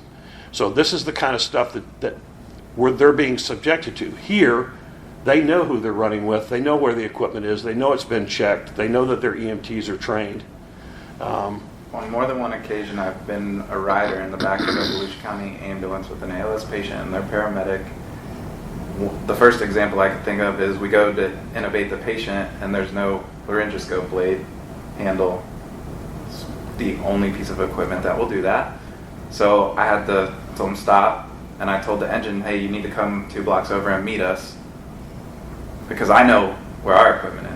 And now we have it. Wait, how did you end up on their truck then? So let me Because- back up a little bit. yes. The knowledge here might help out background. So we've always given assistance to transport. That Right. goes without saying. No, So I if they need a third rider, Yeah. that's how he ended up there as Patients a in third cardiac rider. Oh, arrest. so But you the weren't change- called, so this wasn't a, I was an add to their medic. okay, so in the scenario that you were talking about, the paramedic is leaving the engine and taking all of the equipment, that's not the situation that you were in that instance. No, You I'm weren't taking focusing all in on the equipment issue that I check out every morning as the medic on my fire truck. Right, but I'm But when I saying, go over there, I can't. you didn't take our equipment off of no, our not- truck. No, It not. was just This was physically like you. 7 or 8 years ago. Okay. Yeah, And- to and provide then- assistance to another medic. As a total sidebar issue, if Volusia County then pulls this stunt with the BLS unit and we provide them the ability to provide that ALS transport and they bill the patient, who's getting that billing revenue? The only way that transport happened was because of Deltona's equipment and Deltona's personnel. Well, and I mean, that's not a bargaining obviously- issue, but that's obviously a question for the county, but my assumption would be if our paramedic is the lead paramedic, they're doing the notes in the Something system, like that. right? Yeah, that would be a good assumption. So right That's now, what I was told before. right now They the have to do county notes. is doing their own ticket as a Yeah. ALS ticket, even though it's a BLS call. this is a scam. And then we come back and write our ticket. Yeah. And the county's billing We're the not getting patient. paid when we provide the transport. So what happens to your ticket? They're not getting That true stays in our up. system. That's not on the billing cycle ticket. There's no true up. We have 2 different systems, our system, their system. When we transport in a medic truck, we are under the county COPC. Right. So we're under their billing report system. That's how we get That's paid. how you do your billing. That's correct. Okay. But when we get into When their you're the unit, extra person, it's just Deltona's Right. records. Makes Okay. sense? Yep. When I think about it from a city perspective, I'm like, so you're going to take one of my guys, Mhm. not give me any revenue stream from this billable service. Oh, and you're shutting down a fire suppression unit Mhm. for any fire suppression Right. in the city. So, like $250,000. And the apparatus. liability transfers. And we're absorbing the liability. Liability and the individual medics now are sticking their neck way out and at risk of administrative complaints from the DOH on their license, putting their license at risk, having to defend actions that occur in that ambulance that may have been entirely outside of their control. Well, And some Jim, other- you may know, Stacy and John have started the process of reviewing that and looking at that. They presented the issue to the commission, and eventually it's going to come to a head. And Bush and his Chief Snyder, have taken the lead, in my opinion, on this needs to be addressed because we are the biggest city, and it is happening to our employees. So I think it's being addressed. But Okay. yeah, this is a great conversation. But it's going to be, you've been through it. It's going to be a process. But yeah, it's being looked at right now. So all this information is good. So just let y'all, the whole everybody know, it's actually getting worse because now they're in discussion. I don't know, Stacy, if this came up in a PowerPoint or not, because it might be a little in depth for the commissioners to catch. But they're in the process of writing protocols that will allow a paramedic to turn over an ALS patient to an EMT. I'm sorry, what? County is in the process of writing those Volusia County EMS. And the medical director. Remember, the medical director is their employee. Yeah, that's right. a very good question. And the medical director So is let's going to say sign off. Director is part of this? Yeah, he's an employee Yeah, of Volusia County. employee of Volusia County. Remember, he's not contracted anymore. He used to be. He's no longer contracted. He's an actual employee. So the scenario could be, and I don't know exactly what ones they're manipulating, but the scenario could be something to the effect of, let's say that I'm having an allergic reaction. You see what I see did? that. Yeah. Okay. It's important. So saying it's stung by in the mouth by a wasp. And Lieutenant Fleming comes in and he jabbed me with that because I was short of breath and getting some Benadryl, and my vitals are stable. I can now be turned over to an EMT. Meanwhile, histamines are still Right, pumping, right, if he wears off. I'm not out sure to if the that's just one of the hospital. cases. I'm just saying that's Or he has a Yeah, cardiac no, event that- because of the epi you Yeah, gave that's him. what I it mean, is.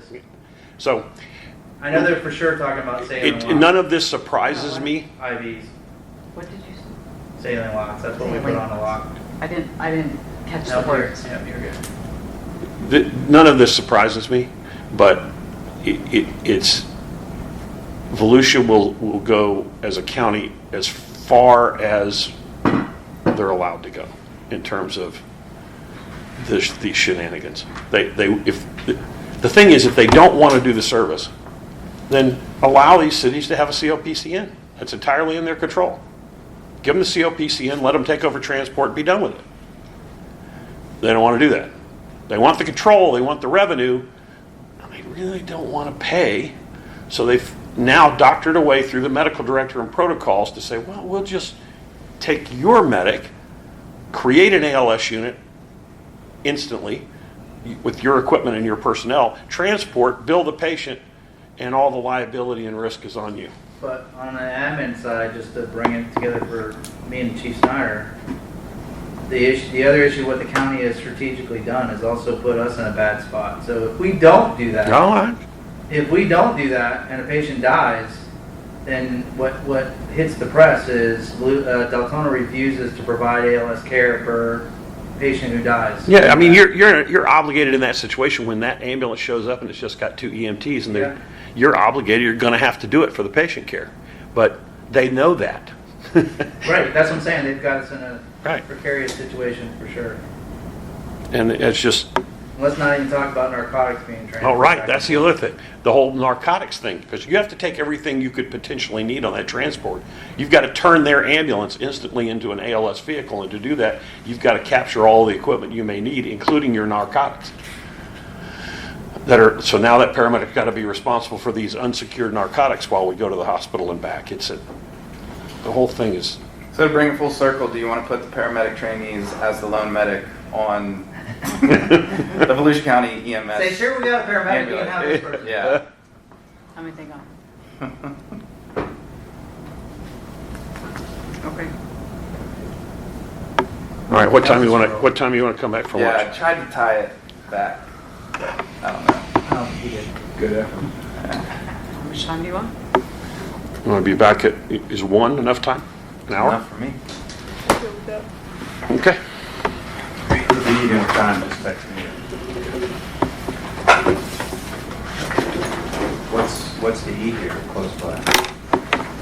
Well, do you want to eat? Well, there's Record. Nothing and go. Record. Nothing and go. Record. Nothing and go. Record. Nothing and go. Record. Nothing and go. Record. Nothing and go. Record. Nothing and go. Record. Nothing and go. Record. Nothing and go. Record. Nothing and go. Record. Nothing and go. Record. Nothing and go. Record. 18? So section 1, just starting off. Yeah, with the chart. Oh, I don't have any charts made yet. I can get there. You know, based on the philosophy of what the direction the city's going, kind of the justification for why we're doing this.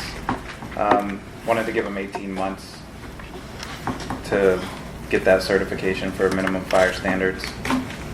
City's going to cover the cost of tuition, uniforms, and books.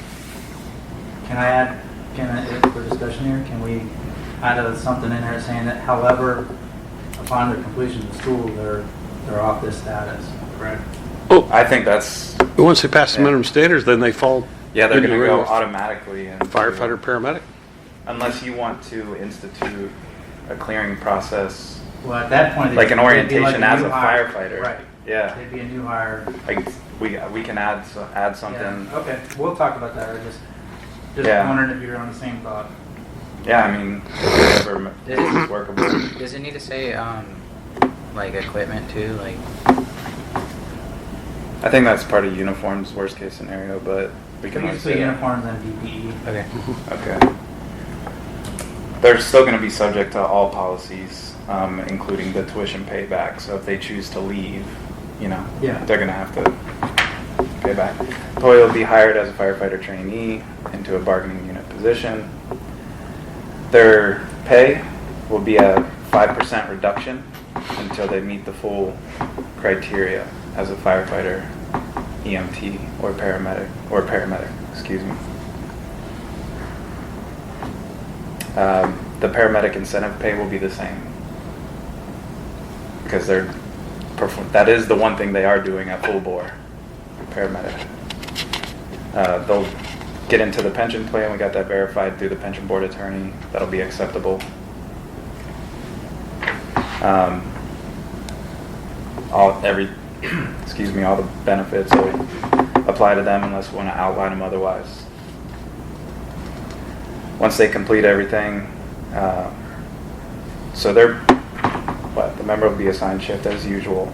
So they'll go on shift right off the bat, and then outside of that, you know, they'll be subject to overtime and everything, except when it conflicts with their school schedule. Will they count towards minimum staffing or not?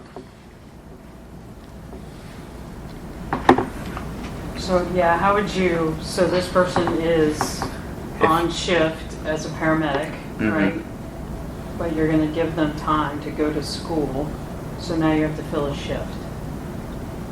So what's Well, They're going to go to school on minimum days standards. off. Yeah. Right. So I Because don't it's know what. shift-friendly. Yeah, it's a shift-friendly school, right? So it's all off. No, it's I'm They're sorry, not. days and nights. They're not, so firefighting school is not shift friendly. There's a night shift and there's a day school, depending on which one Okay. they sign up for. And then they change it a little bit in dynamics, but one's Monday through Thursday with a Saturday, that's night school, and Saturday is a full day. And like Saturday is typically the big practical day.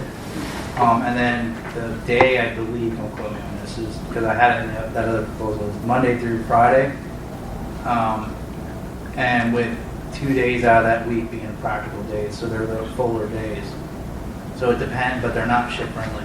Okay, so the question is this: they're assigned to a shift, and for the first 4 months, you could utilize them on a transport unit as a medic because they don't have school yet. School hasn't started. Now school starts.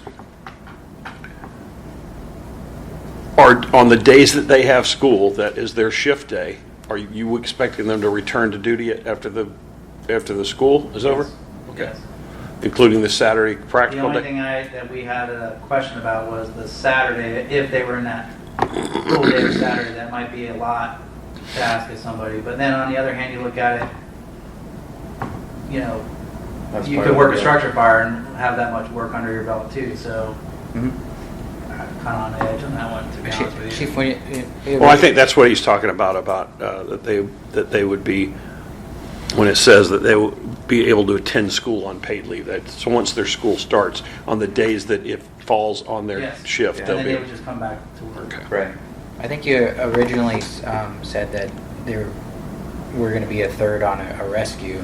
That's what I proposed, yes. Right. You originally said that there would be a third, But- so it wouldn't affect staffing if they went to school. But if you remember, we talked about what the city manager wanted, Right. is that how do we save on overtime when we can with them, I believe, correct? So on the days that they're not in school or when they come back, can they be part of minimum staffing at that point on the transport unit? That's the question. I was moving towards they were going to be the medic on whatever unit they were going to be on. However, minimum staffing would still be two guys at a minimum on a rescue that could pack out and function as a unit Correct. interiorly. Right. Right? So maybe put 2 EMTs on the unit. yeah, it with could them. be 2 EMT firefighters. Well, I think the way I can pull up my proposal, I have to find it, but the originally way we wrote it was that they would, if there was overtime, then they would fill as minimum staffing as long as they're not in school. However, if there was no overtime, then they would fit as the third. They would ride the third as transport third, as the second medic, or potentially only medic. I don't think you would want to do that with more than one of them per shift. Do No, that, we would right? not. Right. Okay. Does that make sense, though? Right. So you Yeah. can still utilize the med unit as actual fire suppression personnel on there? Correct. Yeah, okay. Because once you put them in minimum staffing as part of the two, but to suit what the city manager was looking for, if whatever that magical number is of overtime, how many, 2 slots, 3 slots, whatever it is, then they would become just an EMS only transport instead of hiring that. And this would only be on the med units, not the suppression. Correct, they would not be on the suppression units at all. Well, as far as we're concerned, if they're going to function as a medic, they can function as a medic on whatever I'm truck okay they, with that, too. whatever truck they want, but they would be a fourth on an engine. Yes, Whereas- either way they'd be an extra, but they could count as the medic. So you could put 3 EMTs on an engine. Yeah, we could, that would all have, probably need a work group for that. See how I did that there, Mr. Gary? Mm-hmm. I like that. Just Okay, work you're group it. So, all right. But yeah, that's the intention of the Okay. section 3 first sentence. Once signed the ship, may work as a paramedic that's what I was talking about, in-service city units. So No, I whether like it's a that. medic Yeah. or an engine. That's more flexibility. Yeah, more flexibility. The member shall be available for both voluntary and mandatory overtime as long as it's not conflicting with the school schedule that we're bringing them in for and paying for. And the member shall have all appropriate PPE issued to them. Despite not being a functioning firefighter, they'll be able to use it for training and school. And you would. No, you already covered the PPE, so I don't have to add it up to No, the top. no, and we would want to limit their ability to shift exchange until they're fully certified. Yeah? Right, yes. Because that's going to create another I would say nightmare. within that 18 months. Because then you- Either 18 months or Until they're Until they're cleared certified. firefighter Right. paramedics. Yeah. because Yeah. they're out the door if it's past 18 months. And is 18 months going to be enough to get them through your SURE from the time you hire them? The program will be offered and completed within 18 months? Well, I mean, between Seminole and Daytona, we wouldn't discriminate against Okay. one or the others. And we happen to have pull at Seminole, Okay. so probably half the instructors there are guys. Okay. So we're just going to add time trades will be available But once if we they're have concern cleared. about that, since this is a first-time program, is there some way we could pen in there that if problems occur during this, that it'd be able to be opened by both, agreement by both parties? Or is that just taken as for granted? Say what? Did you understand what I meant? I understand what you mean, and you just have to, if you want to reopen, you mean in terms of the whole program? Yeah, so like he was saying, 18 months. Let's say the first student goes through and we're like, man, 18 months is really cutting it short. Do we want to get rid of somebody at 18 months? but yet they'll be able to be in school 20 months. Do we want to have some sort of, Reopener? Well, no, I wouldn't do a reopener. I would just say, or it can be extended upon approval of the chief, because what if a but hurricane I'm not comes just talking through? about that, I just use that as an example. Pandemic This is hits. the first time article for the whole program. There may be things that we're not thinking about that, No, yeah, like he's saying, if you have a state of emergency for some reason, and it pushes everything. that's So- for the time. I'm talking about this whole article. It's a first timer, we're not basing it on anything. Well, yeah, really. same. My fear Something is different. that we might have missed something, We either don't- on the city side or on the union side, and how do we easily We can always resolve that? open anything in by mutual That's what I'm agreement. saying. Yeah. If it's taken through that, then nothing has to be done. Okay. Anything else, John? 'Cause So I got time trades available once they're cleared, and then I'm filling in right as Somewhere in here, we staffing. need to say that they can't be utilized more than one of these cannot be utilized on any shift at the same time. as minimum staffing. Because they could ride as third. There could be three of them riding as third, or three of them riding as fourth. Yeah, as minimum staffing, yeah. Ride as minimum staffing on medic unit, only one.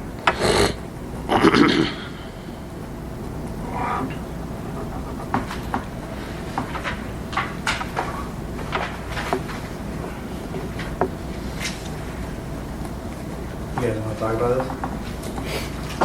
I don't have any other questions on it. I mean, we obviously have to do some. I'm saying with us. You want to talk about it today, or you want to just talk about it? You'll I have email some me the questions off changes. the top of my head, I guess. Yeah, I'll add these and I'll send them to you. I could do that before I leave the table, I'm sure. Whatever. I'm not gonna get to it until Monday. Right, okay. Why don't we wait and talk about it in between now and our next session? Okay. How's that? Yeah, works for me. We won't bother you. I'm old though. Forget. Yeah. I jot it notes. Write it down. All right. Where to next? 47, certification training. That you are going to provide some language on this one. There's another one that Bush had presented.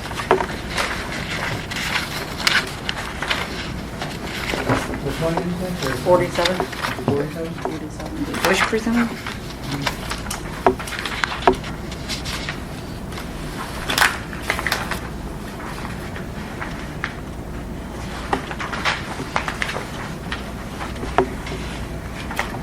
Do you have it?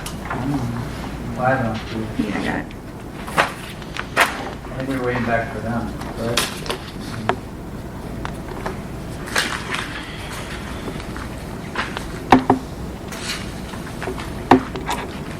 And you put it into a policy?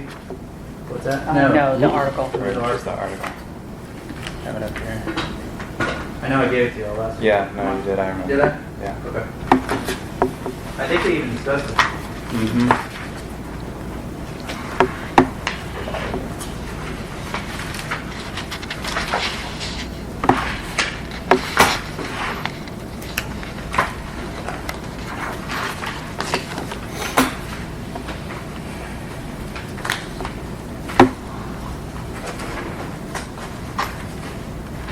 Does anybody need a copy of it? I've got one. Thanks. There we go. I have another extra. This was the one, if y'all remember, if I remember what y'all were coming back on, is we talked about the engineer classes, being the pump class and the aerial class. Being- Yeah, and lockout dates and Yeah. all this stuff on the calendar. Yeah. So we're talking, for section 1, everything looked fine. From my notes, Connor, do you have anything notated on that? Y'all need a break or? Section 2, log in the calendar. We're gonna set on a date, November 1. If you could come to a determination by November 1 the previous year, so vacation picks have ample Oh, time yeah, to be yeah, I planned remember for. that, yeah. Yeah. Yeah, we didn't have a problem with that. November 1's good. And then, what was it, the special speaker thing too? I don't, I would say November 31st would probably be better since vacation picks are December. Anytime during the month, that gives us. Well, it was just ample time. November 1st because it was at least 30 days out from the December picks. So people are gonna book vacations and do all this for the next year. Okay. So you want me to add that to section, what, B? 2. 2. Two, right here.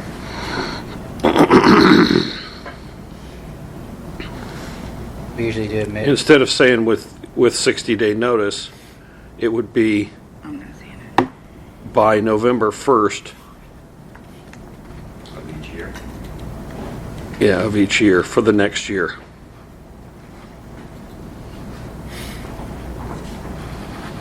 You were okay with taking out special speaker presentations? Because I'm not saying it. Yeah, that's what I was fixing. Y'all wanted to take out the speaker part for the lockout. Mm-hmm. Put it right here. So from the little divider to speaker. Where is it? And above where it says special speaker presentations, on the first line, take that out. I'm not even nowhere near you guys yet. Oh, okay. My 47. I'm not having any of that. I don't have that on here.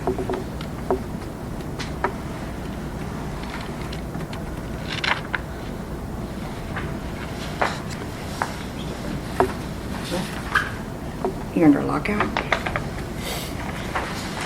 You scroll up just a little bit. Up. I mean, that at least satisfies all of our EMS stuff that we gotta get done. It's right there. Lock There out. you go. Page 1 Section on the 2. bottom. And then, This? Yeah, take out above, we'll get there, but, well, that one doesn't say. That's what I was saying. She's already fixed Yeah, that. prior to annual vacation picks. Talk about that last time. If you already talked about it and you already fixed it, then that's why the changes I already probably made. might have fixed it. Debbie has some kind of, Okay. I don't know, special powers. Right. I was like, where are you guys seeing this? Because I'm not seeing it anywhere. Debbie already negotiated it with herself. Okay. I think for the most part that I sent that to you, Debbie, after we sat here, and And you fixed it. I think you fixed it while we were going. All right, down on the fourth line where it says speaker time, should be class time. Just take out the word speaker because we took that out on the first line. Do you want to put a date on it, or you just want to leave it prior to annual?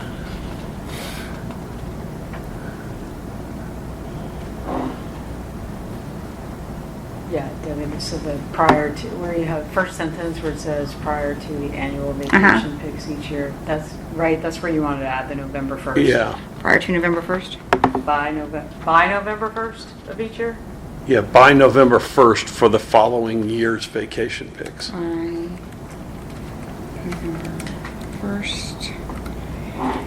The following, First, let's see, by November 1st for the following year's annual vacation picks.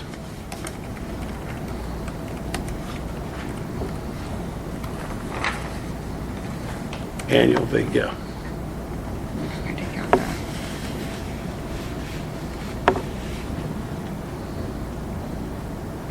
Period. And you take out each year at the end.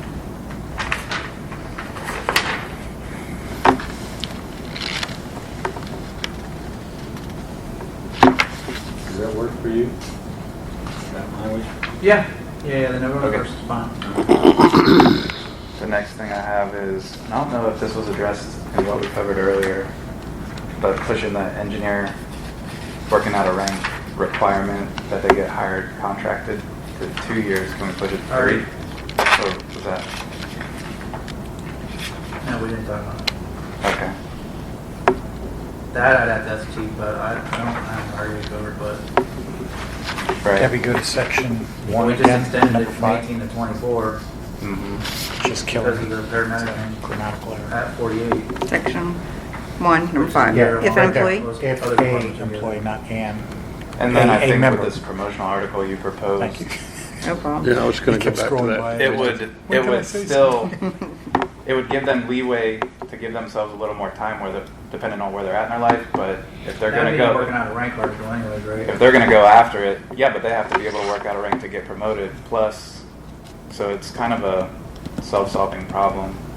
So yeah, we could push it to 3 years, but for the guys that want to work out a rank and get promoted, they're going to get after it. You know what I mean?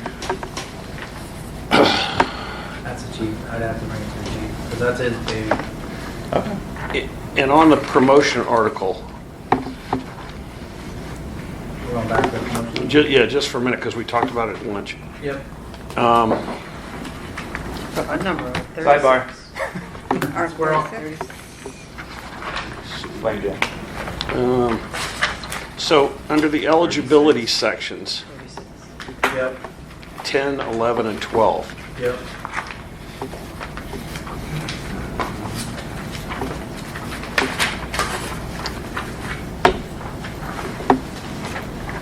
I understand that this language says if you're already an engineer, you're grandfathered. You don't have to become a medic. But we have firefighters now. So here was the question. As it relates to engineer and more importantly to lieutenant and division chief, do we want to be forcing people to go to paramedic school who Well, division chief, they already have to be a paramedic. That's not a change. they do, huh? Yep. What I did in division chief is actually make a more eligibility list, because right now the biggest thing that holds back testing division chiefs is the bachelor's degree. So we allowed them 2 years to get the bachelor's degree. Which But they mimics would- that MOU that was done for the last. Correct. Yeah. That's what I'm saying, we continuously do MOUs on it, so we should just make a permanent change if we're gonna agree to it all the time, might as well make that change. But I'm sorry. All right, let's go back to lieutenant for a minute. Okay, For lieutenant, we're requiring that to promote to lieutenant, they have to become a lead paramedic within 3 years of promotion, yes, and they have to have an AS degree within 2 years of promotion, Or AA. or AA. So, which is hand in hand, just to let you know. well, not entirely, but I There's mean, like 2 classes. I don't want to take it sometimes. so the first question was, are we forcing people to become medics who otherwise don't want to be?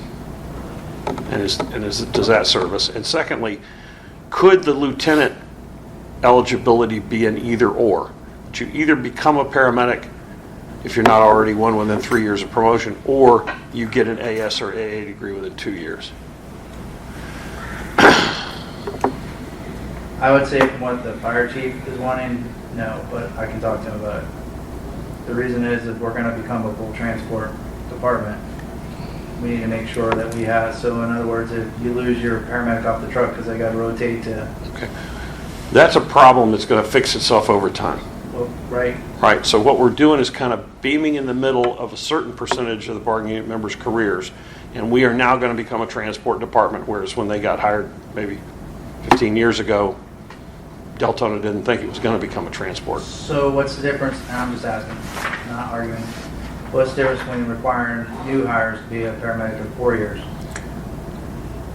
Because they're taking the job understanding that that's a condition of employment, where somebody got hired here and started through their career path, and halfway through we've said, oh, by the way, if you want to continue on this career path and get promoted, you're going to have to become a paramedic now. And if somebody's already put in 12 or 15 years here and haven't gone to become a paramedic on their own, So the same argument can be if they change to get promoted, you need a 4-year degree. And when that firefighter came on 10 years ago, it was just an AA degree. I think it's a valid argument, I'll talk to the chief about it. I mean, it's almost 2 different tracks that you're discussing, which is not, I don't think, off the table. You want an employee to be here full career. yeah, and over time, again, this is going to fix itself. Because if we're Absolutely. coming in the door now, you're going to have to be a medic. So there won't be a question of anybody becoming a It's certainly not medic. going to fix up within this contract. No. How many lieutenants you got? Is this a problem? 18 18? to 20. How many Well, do you- Stacy, it is, you don't want a lieutenant, in my opinion, correct me if I'm wrong, you don't want a lieutenant without paramedic certification. No, I'm asking like, do we have people in that situation that you're talking about? You've got EMT EMT lieutenants? lieutenants. How many? That's the next question I was gonna ask. If you've got any in that circumstance, that are currently lieutenants and just don't want to become paramedics. And here's the Yeah. the bigger question. Anson. How many EMT drivers you got? That's the bigger issue. EMT drivers.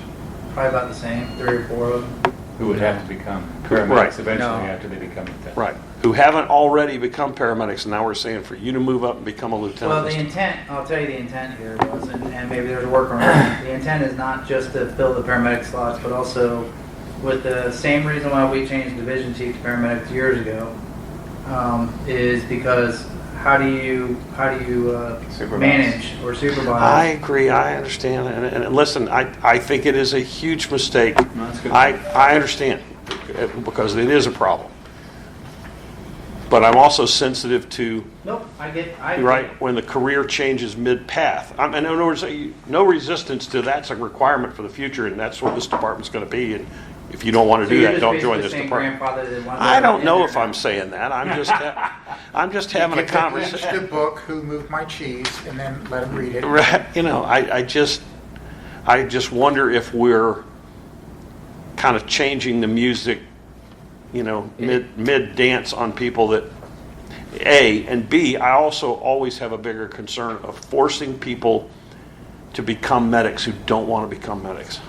Are we trying to I understand we're trying to get medics, but are we also trying to educate people? Like, Correct.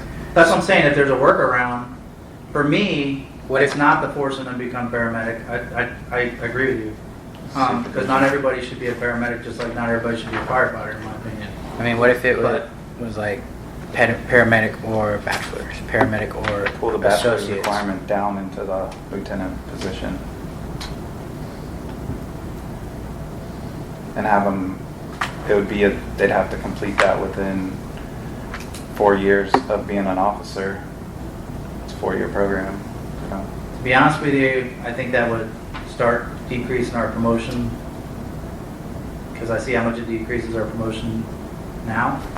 But if we could have a workaround, and I'm just talking right now too, so I'm with Mr. Brandling or not.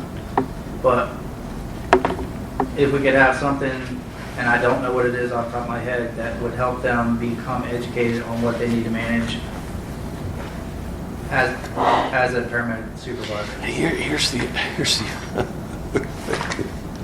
it always. So we get somebody who's. What are we going to do if we get a lieutenant, gets promoted, goes to paramedic school, let's say goes through that and becomes a medic, but within 2 years has not completed their AS or AA? They demoted? Yes?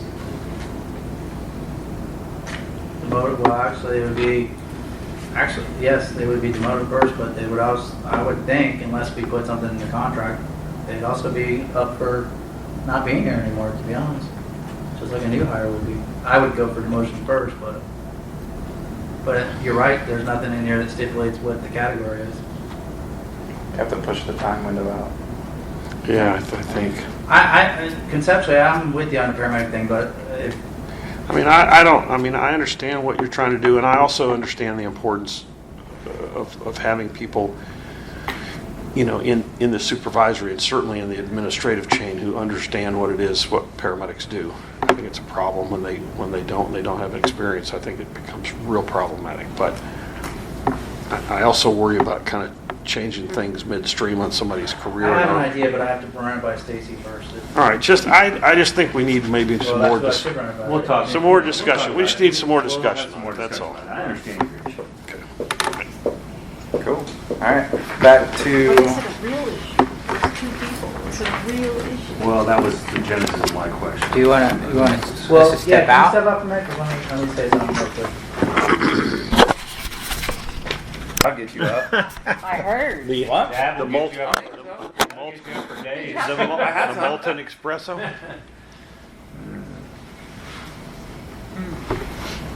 You must have walked in here looking pretty haggard. They thought they had coffee in there.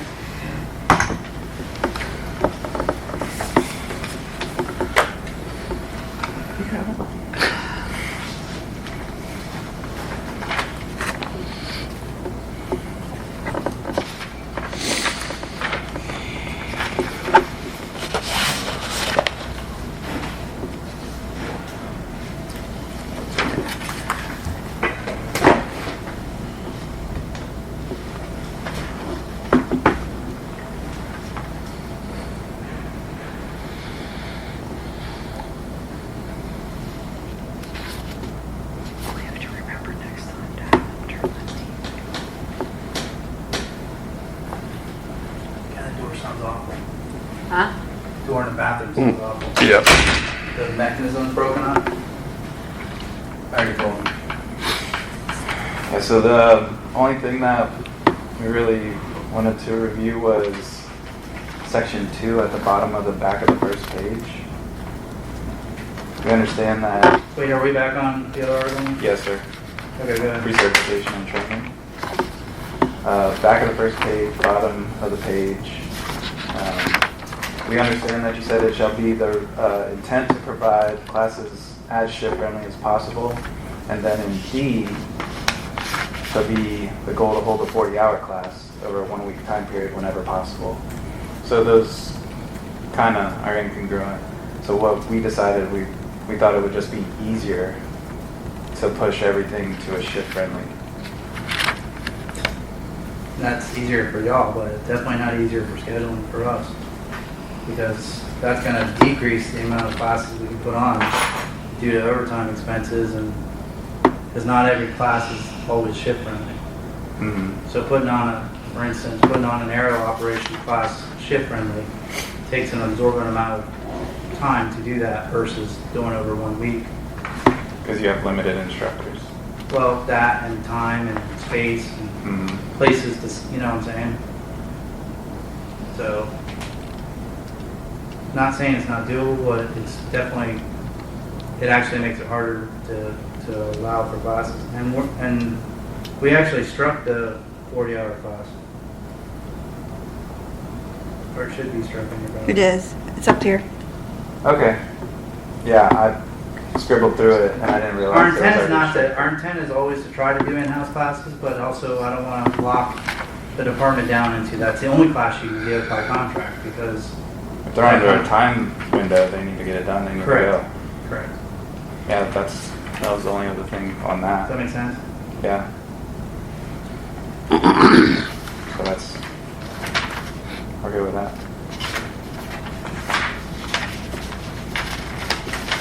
We're going back to promotions for a minute. Before you go there, can we get this one? Yeah. Let's do that and then we'll go Okay, back. okay. All right. That's a Because strategy. we made the change, the two changes that you wanted on this article, and if it's otherwise okay, I think we should print off CA and hit the promotion article. Okay, yeah, Which that's we fine. may have a solution to your issue, by the way. Okay. We just have to talk about it. I have a question actually on 47. So,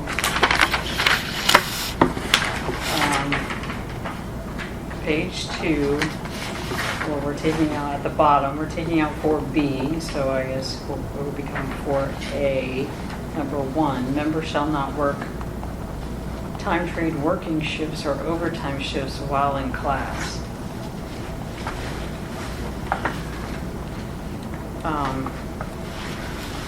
I guess that's just a logistics thing. How do you make sure that happens?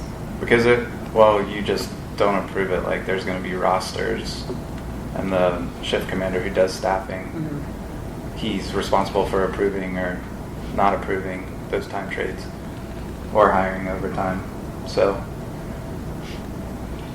they So wouldn't it be becomes more of a offered. management thing than an individual, just, okay. I mean, They should everybody make- has personal responsibility, and you know if you're going to be in a class, you should. If the battalion chief misses something, you know, it's just part of being a professional. You signed Call up them to be and in say, the "Hey, class." man." Yeah, you've signed up to be in the class. You need to be there, not take an Not opportunity. take a time trade or Right. whatever. Okay. Okay, so y'all want me to put this? The 3-year, or I don't know how much we want to hang up on the 3-year. Oh, yeah, that's right. That was the issue I was talking about. Where? The Where? 3-year What section? deadline to get the working out of rank. But that would be in the working on a rank. Where's that in here? That'd be in the working on a rank. I just had it circled on here. Yeah, that'd be in the working on a rank article. Which is 36. And can you do I me a probably have favor it while you got your pulled. computer open and send me an email to ask the chief about that? Okay. So are you guys good with this? I can go print it? Yes. Okay, I'll be right back.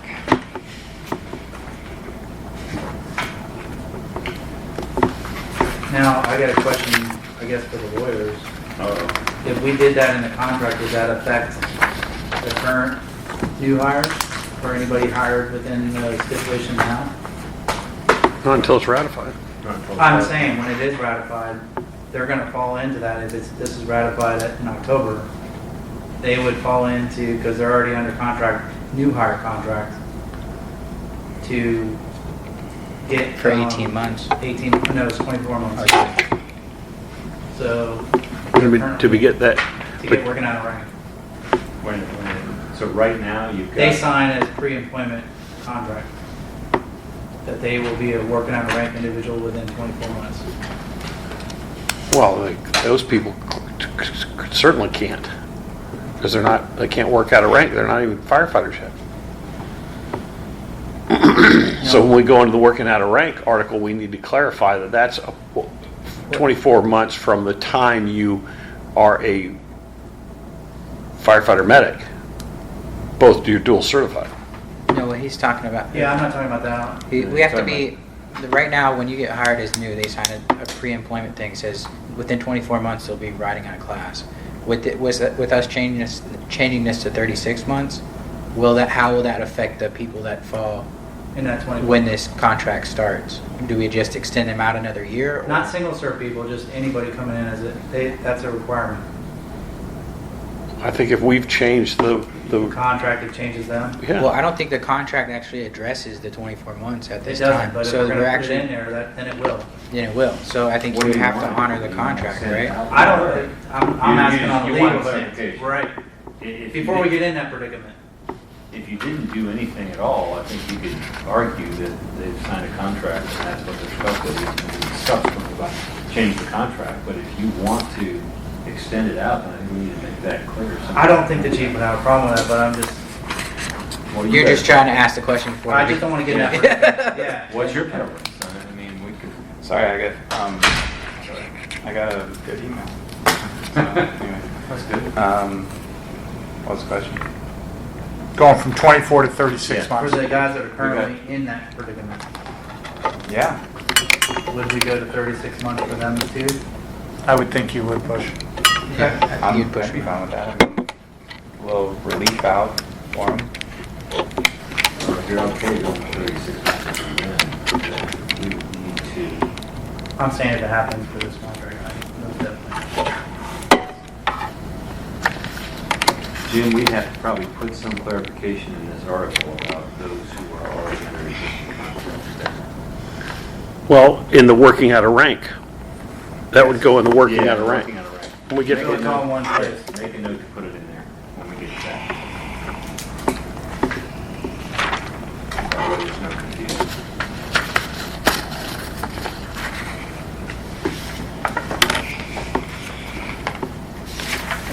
So we already did that. We did? the working out of rank, did we? You want to go back now and look at it? Oh, we did 27. Wild fresh? Yeah. Number? 27.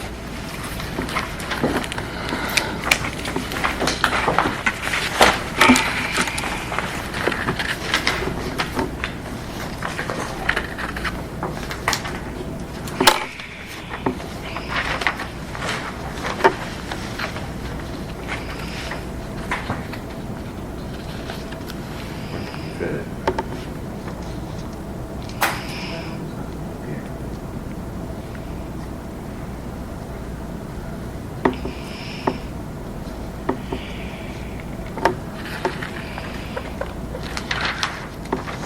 Where do we put it?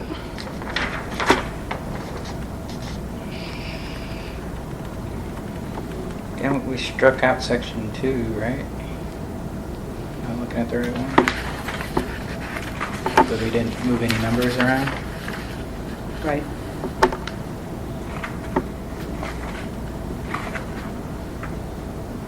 That's the right one. Yeah, you're right. Yeah, this is 27, working out of rank, Article 27. is Yeah, working we out of rank. struck 2, so, and we TA'd this one, so that was the proposed final language. I would say section 2 would probably be. Yeah, I don't know what happened.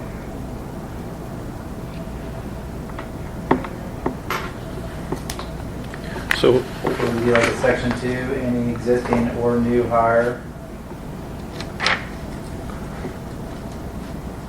would have 36 months to meet a working out of rank. The only working out of rank we have though is for engineer. We don't do it for lieutenant. We just do it for engineer. We have for battalion. What's that? No, we don't. Lieutenant's right up as battalion. Yeah, no, we have working out of rank, but I'm Oh. saying the only stipulation is engineer. Because the fire chiefs, Right. kind of with what you just said about the paramedics, his thing is anybody should be able to drive a truck and pump a truck with enough training, but not everybody should be forced to be a lieutenant or a division chief. So that's why he has, it used to be 18 months, now it's 24 months. So it only specifically talks about engineer. all right, so we want a language, another paragraph under section 2 that says Or just a sentence. current or future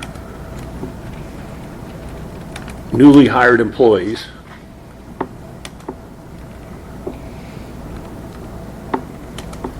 We'll have shall have 36 36 months. Or existing employees. I said current, okay, existing or future, Oh, well, current one. okay. I didn't hear you say that. Yeah, we got current or future newly hired employees. We'll have 36 months to obtain the qualifications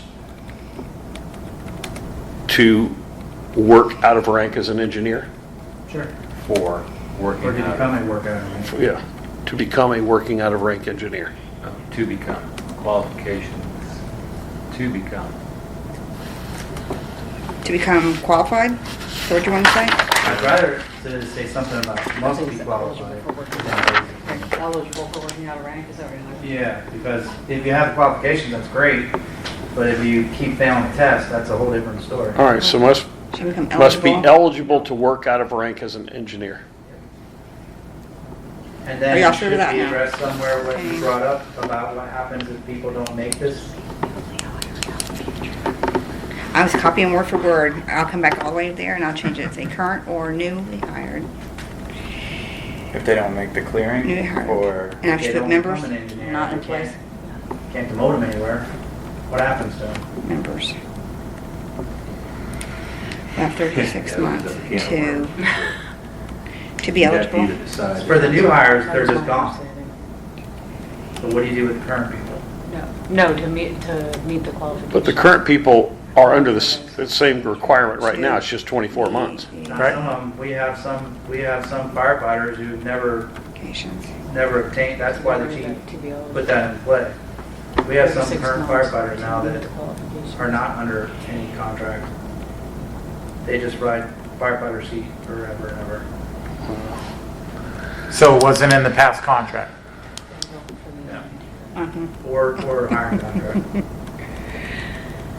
I'm just trying to clear up gray areas here. If we're gonna put that sentence in there, we gotta make sure. Well, I don't know how I feel about, you're talking, but there's a group of people who, from the day they were hired, were told they had to get those qualifications Correct. within, right? Some of them are 18 months, but those should all be gone by October, I believe. Not gone, but they should all be qualified by October. But the 24 month, if this gets ratified in October, would fall in that group. So this sentence would. Yeah, I have a little bit of heartburn about going back if somebody's been here 6 years and it has never been a requirement, and it wasn't a requirement, they got hired, and now we come along and say, oh, you have 36 months to get qualified to ride up as an engineer. I mean, that's different than extending the timeline for people who were hired under that expectation. And it's a double-edged sword because it helps you guys as you know, on the transport truck, because let's face it, that's what some of them use. So that's an engineer spot. I don't work out of rank, so I'm not getting on transport, right? Versus some of them are. Wait a minute, these firefighters, EMTs are not being put on the transport rig? If they don't meet the criteria that we need, Because we you have have to pick from somebody else that is working out of rank. you have a firefighter, paramedic, or EMT. Has to be one of them, obviously. Mm-hmm. The other one has to, regardless of what they are, they also have to hold either a driver's position or working out of rank qualifications. So some of these firefighter medics are not. Why? Because we have an engineer requirement on the med units / rescues, because the concept was there's no officers on the med units, and with fire-based transport, we're firefighters as well as clinicians. And so when that So unit, these firefighter EMTs are doing what? Riding backwards every day? Not ever being on the transport rig? They are, if we can put them on there. So if there's a firefighter slot and the engineer is a paramedic, then yes, we can put them on there. But generally, it's the engineer spot. Wow. I don't know how often that situation's playing out. I haven't really Right. paid attention No, I to it, don't to know be either. honest with you. But yeah, How many that's feasible for somebody to do that and take that position or take that stance, if you will. But I don't know if how. So I go back to Stacy's question a few things ago. How many does this affect? How many firefighters are we talking out of 78 employees? How many firefighters just want to be that firefighter and ride on the truck and not have nobody Who mess with didn't them? come in with the 24-month I'd have qualification? to go back and look at the list because we have Can you guess? More than 10, less than 10? probably less than 10-ish. And to be honest with you, a lot of them are older, so they'll probably be gone in a few years. Well, I don't know about a few years, but within 5 years anyways. Dalton, Chuggy, well, he's a lieutenant now, but yeah, less than 10 definitely. Can we step out for a couple minutes? Sure. Yeah, we don't have to resolve this at the table, and maybe I'm wrong. Here's the lawyers here for that. Table, then it has to be in a contract, not in another agreement.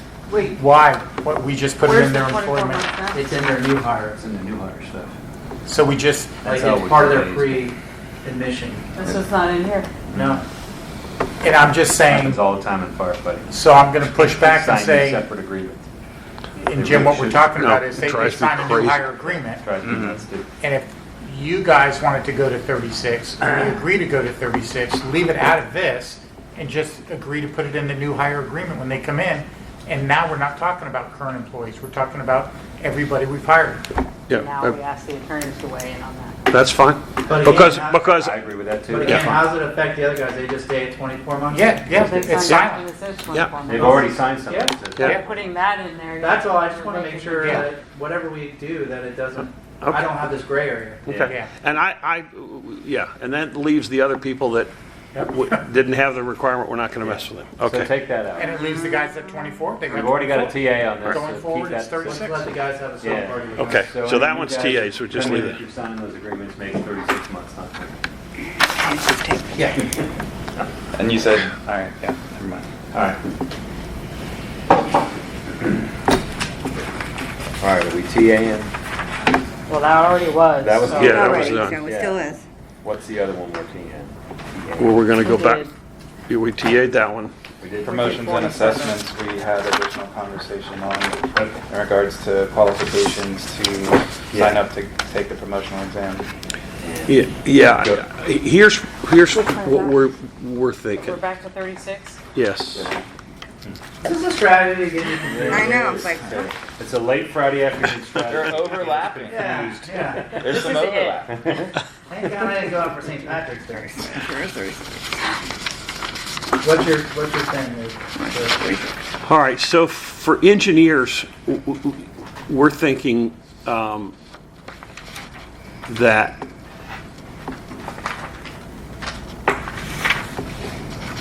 we should give an either or. like a two-phase or two directions? So they have, if they're not medics now, and they want to promote to engineer, they have two choices. To become a Deltona lead paramedic within 3 years of promotion, or get an AA or AS degree within 2 years of promotion. Either or. And then for lieutenants, lieutenants already have to get an AS or AA. For lieutenants, make it an either or, that they can become a Deltona lead paramedic within 3 years of promotion or obtain a bachelor's degree. We got a potential solution to that. Okay. We just haven't, we gotta discuss it amongst ourselves and which. Okay, all right. It might be, it's not exactly what you just said, but it's something close. Okay, all right. But we just can't throw it out yet. But Okay, that's what's happening. all right. But I think it'll be something, if it'll work, I think it's gonna be something you'll. Okay. How's that? And I honestly think it's something that the union will like, to be honest. But we'll see. Okay. Let's not go that far. Christmas is, I have faith. I have faith. Yeah, we throw it out today, but we want to first talk to the chief about it. I think he's Okay. going to be okay with it, and we'll bring it up next time. How's that? But the rest, how about the rest of the article that we're, it's really just a paramedic thing that we're having heartburn? Yeah, the points, we had a discussion about the points generated from the Now we're going to annual. another. Is it? It's not another article, is it? Yeah. Let's go back No, to it's duration. promotion. It's I promotion. don't think you can have a 40. It was a conversation, we had a discussion and although we did initially like the percentage base that you had suggested, we started talking, and then guys get caught up into how many decimal places do you want to carry it out to and all this Right. kind of stuff. Got And this. Just 0.25 for the satisfactory. so 0.25, 0.5, And one one. hole. And one. Maximum, Yeah, if you, that's what you guys. Yeah, yeah. That's what you proposed. Yeah, Can yeah, y'all yeah, write yeah. something down on that? Yeah, that's what I think we're writing that. That way it's. Maximum y'all of want it? total of 3 points over Right. 3 years. The maximum you can As get. opposed to average. right. Yeah. John, if you can just put it on the visual. I mean, Make it- because in all, My own worst enemy sometimes. well, in all honesty, from my point of view, this is a benefit for you guys, so you should be happy with what you're writing. It really, it affects everybody. You know, that's your promotion. So that's gonna affect whether you get promoted or not against somebody else. But I love the fact that we're using performance evaluations for something. Because I can't tell you, ever since that day I got hired here, 17, 18 years ago, whatever it is now, how many times I've heard, those things don't mean nothing. Those things don't mean nothing, and Why have them? There's really no reason to unless you're going to use them for something, right? I mean, Either unless it's increases just or- like grossly, like way out there, you Yeah. know, like you're way under the bar. Yeah. But, Well, we haven't because they're in a contract, but my answer to that is, even though it doesn't do anything for you financially but it does do something supervisory. In other words, at least once a year, you have a sit down mhm. with somebody in that department and say, hey, you suck, and this is why you suck, or hey, you're great, and this is why you're great, or these are the improvements you need to make, what's the kind of goals you got, this is what you should be setting. Well, that's what I found. Once I got promoted, I didn't take the attitude that they didn't have a meaning. I took an attitude like they do mean something. I treated them as That's right. such. And like, I noticed guys walked out of there like, oh, he's paying attention to all these other extracurricular things I'm doing. He's putting them in my evaluation. They were like, you could see the wheels turning, and they weren't accustomed to that. So, Which supports what we were talking about. Yeah. So that one, we'll draft something and propose it next time? But you're good with the rest those of the article parameters? per se, just that C we need to work on, correct? And Connor, that D, not engineer, in the promotional exam, is gonna take care of the grievance, correct? Yeah, you Okay. just give them the 30 days to Yep, okay. clear. I think that's fair for both. Because if you're not on top of it within the 30 days, then I don't think I don't know, you're not motivated enough.